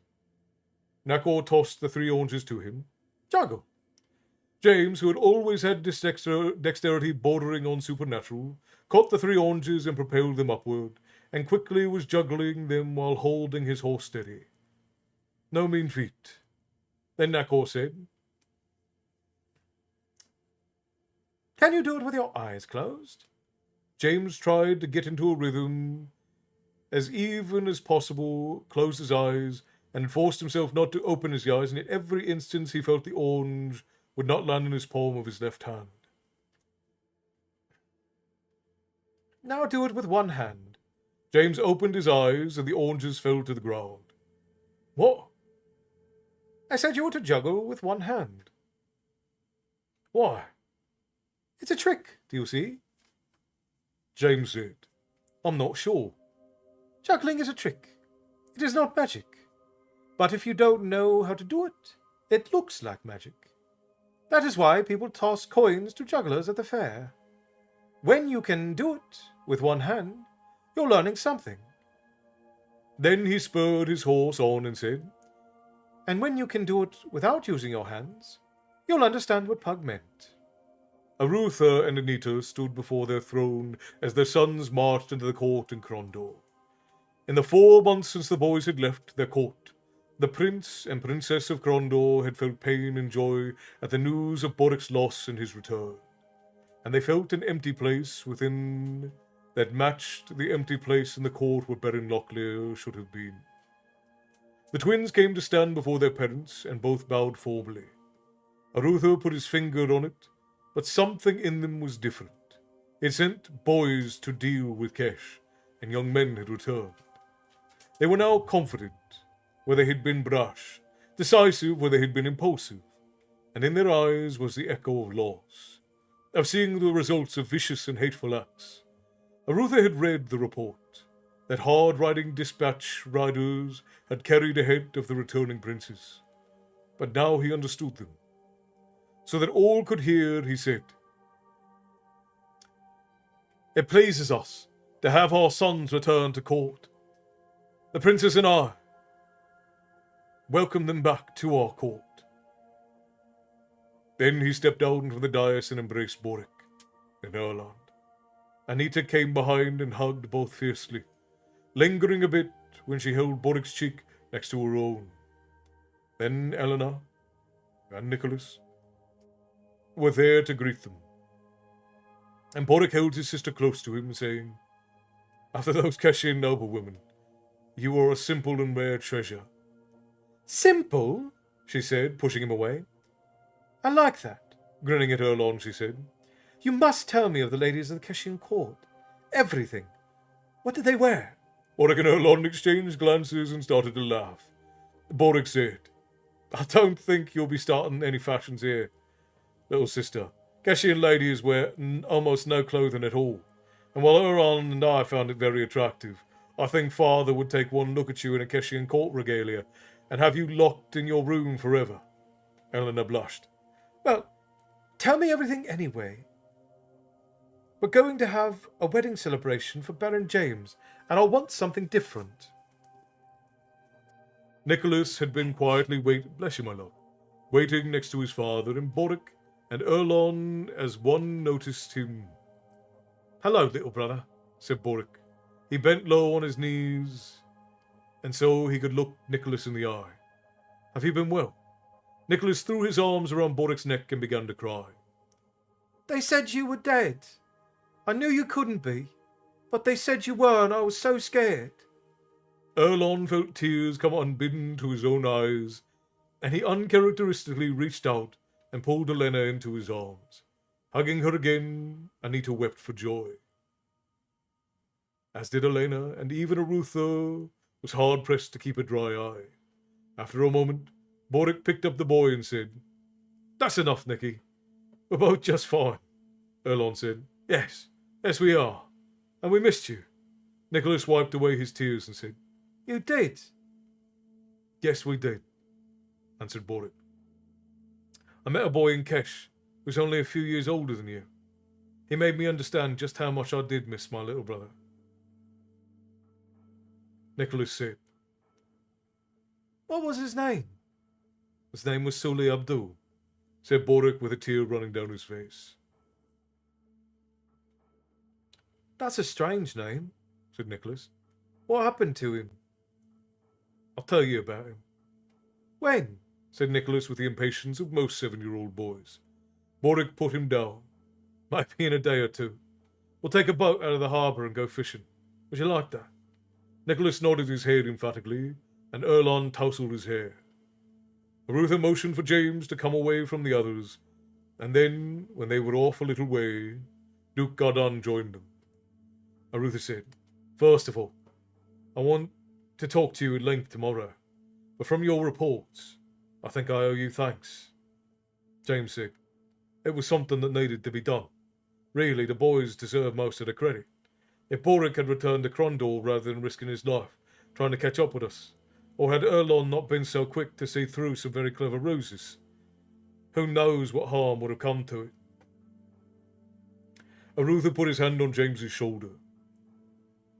"It's something of a joke between us, about you being named Duke of Crondor someday, hasn't it?"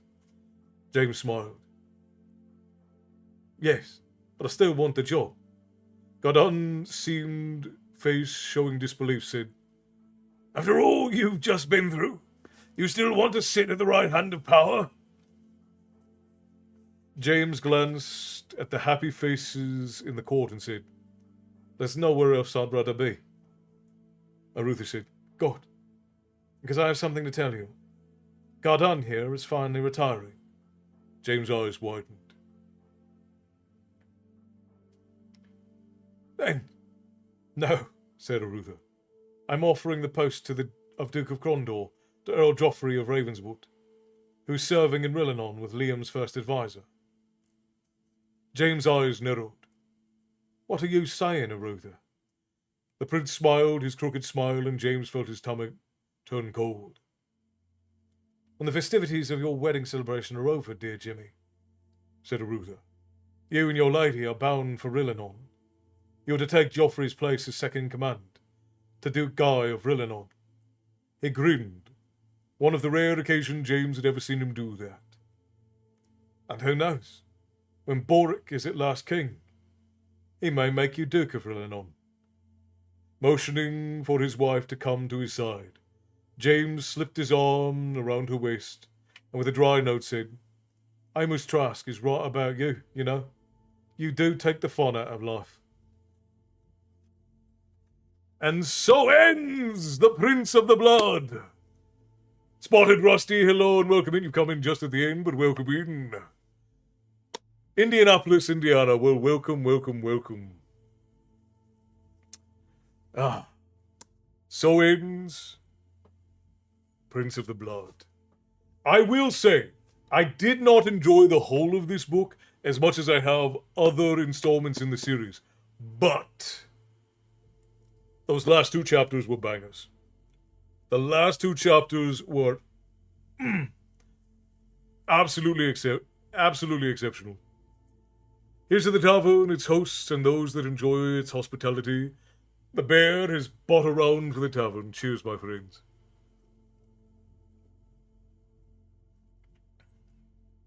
All right, my friends, if you want to make sure that you get to pick the next book, make your way over to the guild in the Discord.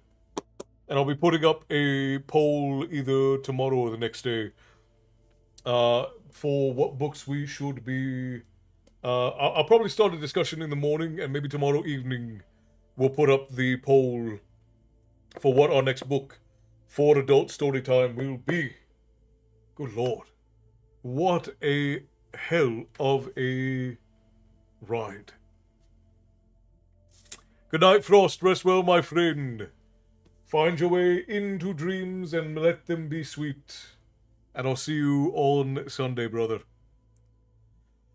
And it is far, far, far, far late. So the lady and I are going to sing Red is the Rose together. And then we will be... I'll do a rendition of the Old Dun Cow for you on Sunday, Bear. My love, yeah. Can you join me for the duet? We're gonna...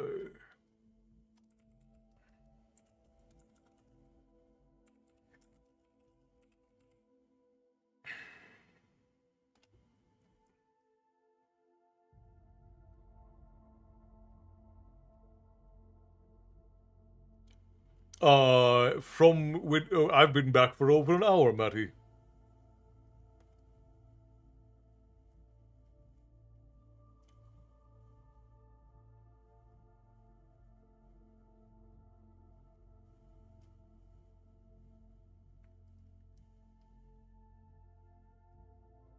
All right, we'll do it on Tuesday then. You have my promise for Tuesday. I should say you'll have my word for Tuesday. Okay. Are you ready, my darling? Or do you need a moment? Ready? Yep. Ready when you are. I'll put this up a little bit so you guys can hear the lady, and I'm going to turn it towards her. Because she tends to be a bit more quiet than me. Alright. Come over the hills, my bonny Irish lass. Come over the hills to your darling. You choose the road, love, and I'll make the vow. And I'll be your true love forever. Red is the rose that in yonder garden grows. Fair is the lily of the valley. Clear is the water that flows from the wood. But my love is fairer than any. 'Twas down by Killarney's green woods that we strayed, when the moon and the stars, they were shining. The moon, it shone its rays on her locks of golden hair, and she swore she'd be my love forever.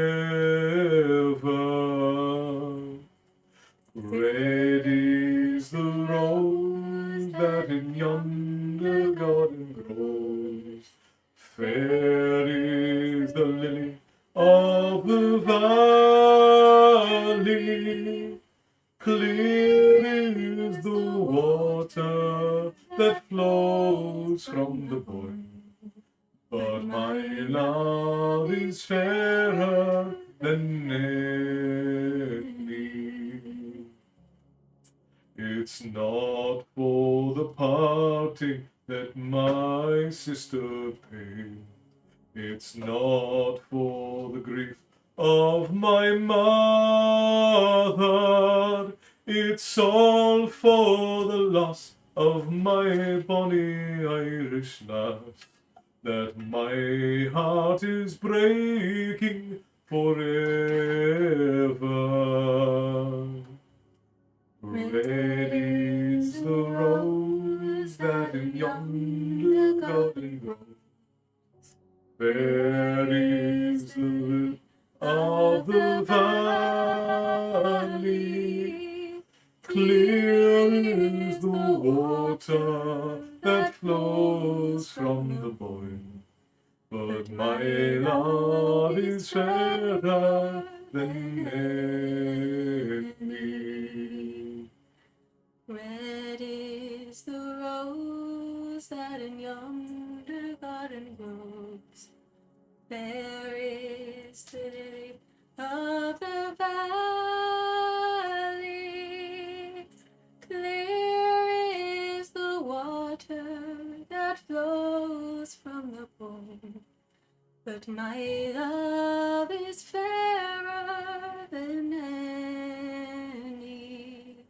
Oh, my love is fairer than any. Thank you for the song, my friends. Absolutely lovely to sing with you. And thank you to the lady for joining us. Oh, always a pleasure to have the grace of her presence. And thank you, Bear, for 500 bits. Tips to the tavern. Keep it always appreciated. As always, enjoy your Black Dragon mead. Thank you kindly, my friend. I feel a bit bad for abandoning us all. And Ross, you said, love you guys. You've definitely helped a lost soul indeed. All who wander eventually find their way to the tavern. It's always lovely to see you all in. The Foon, It's 1:20 a.m. and Bear, it's only 3:20 in the afternoon. Have a sticker that has Gandalf and says, "Not all who wander are lost; they're just on their way to the tavern." That would be a great shirt, as a matter of fact. Not all who wander are lost. They're just on their way to the tavern. That's funny. Alright, my friends. Sadly, this is where we must part for the evening. But it has been a wonderful evening at that. If you are not already in the guild, make your way over. If one of our... actually, I don't know if any of the barkeeps have access to the invites. Let me grab one. I'll drop this in across the board. Here we go.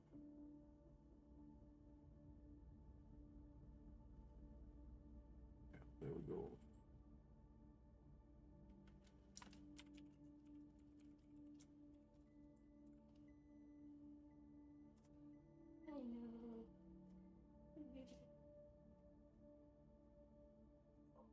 If you are not yet in the Tavern Guild, please head on over. That's the easiest place to keep up with all the stories that we put out and to know when we are doing things.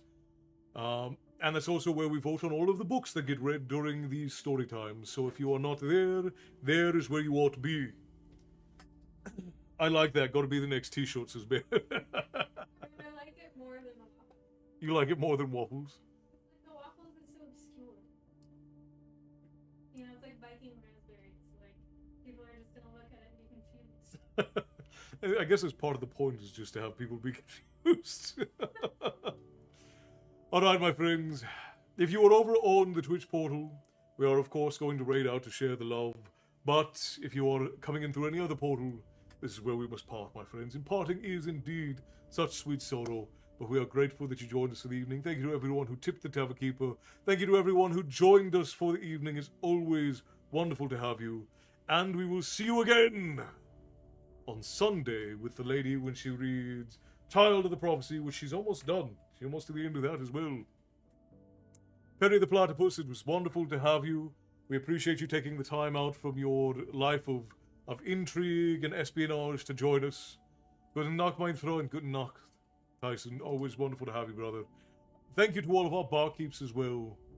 Alright, my friends, this is where we part. But we will again gather when you all once again seek a story.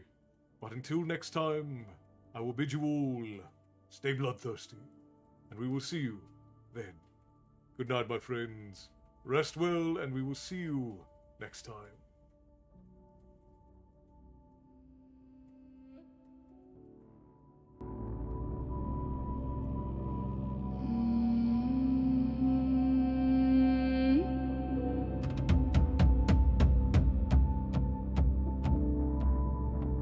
The fire smokes black when she walks through the door. A shadow that stretches across the stone floor.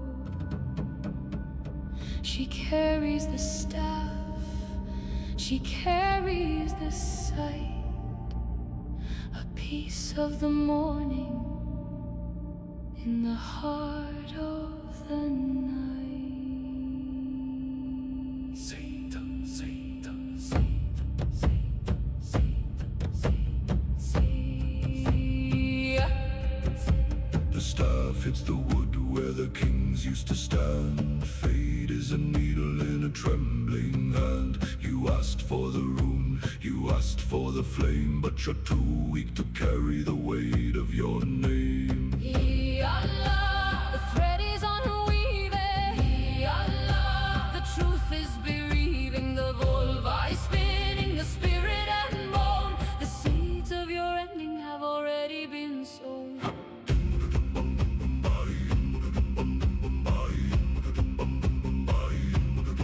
She sees the high hall, she sees it in ash, the glint of the gold, the sting of the lash. She speaks to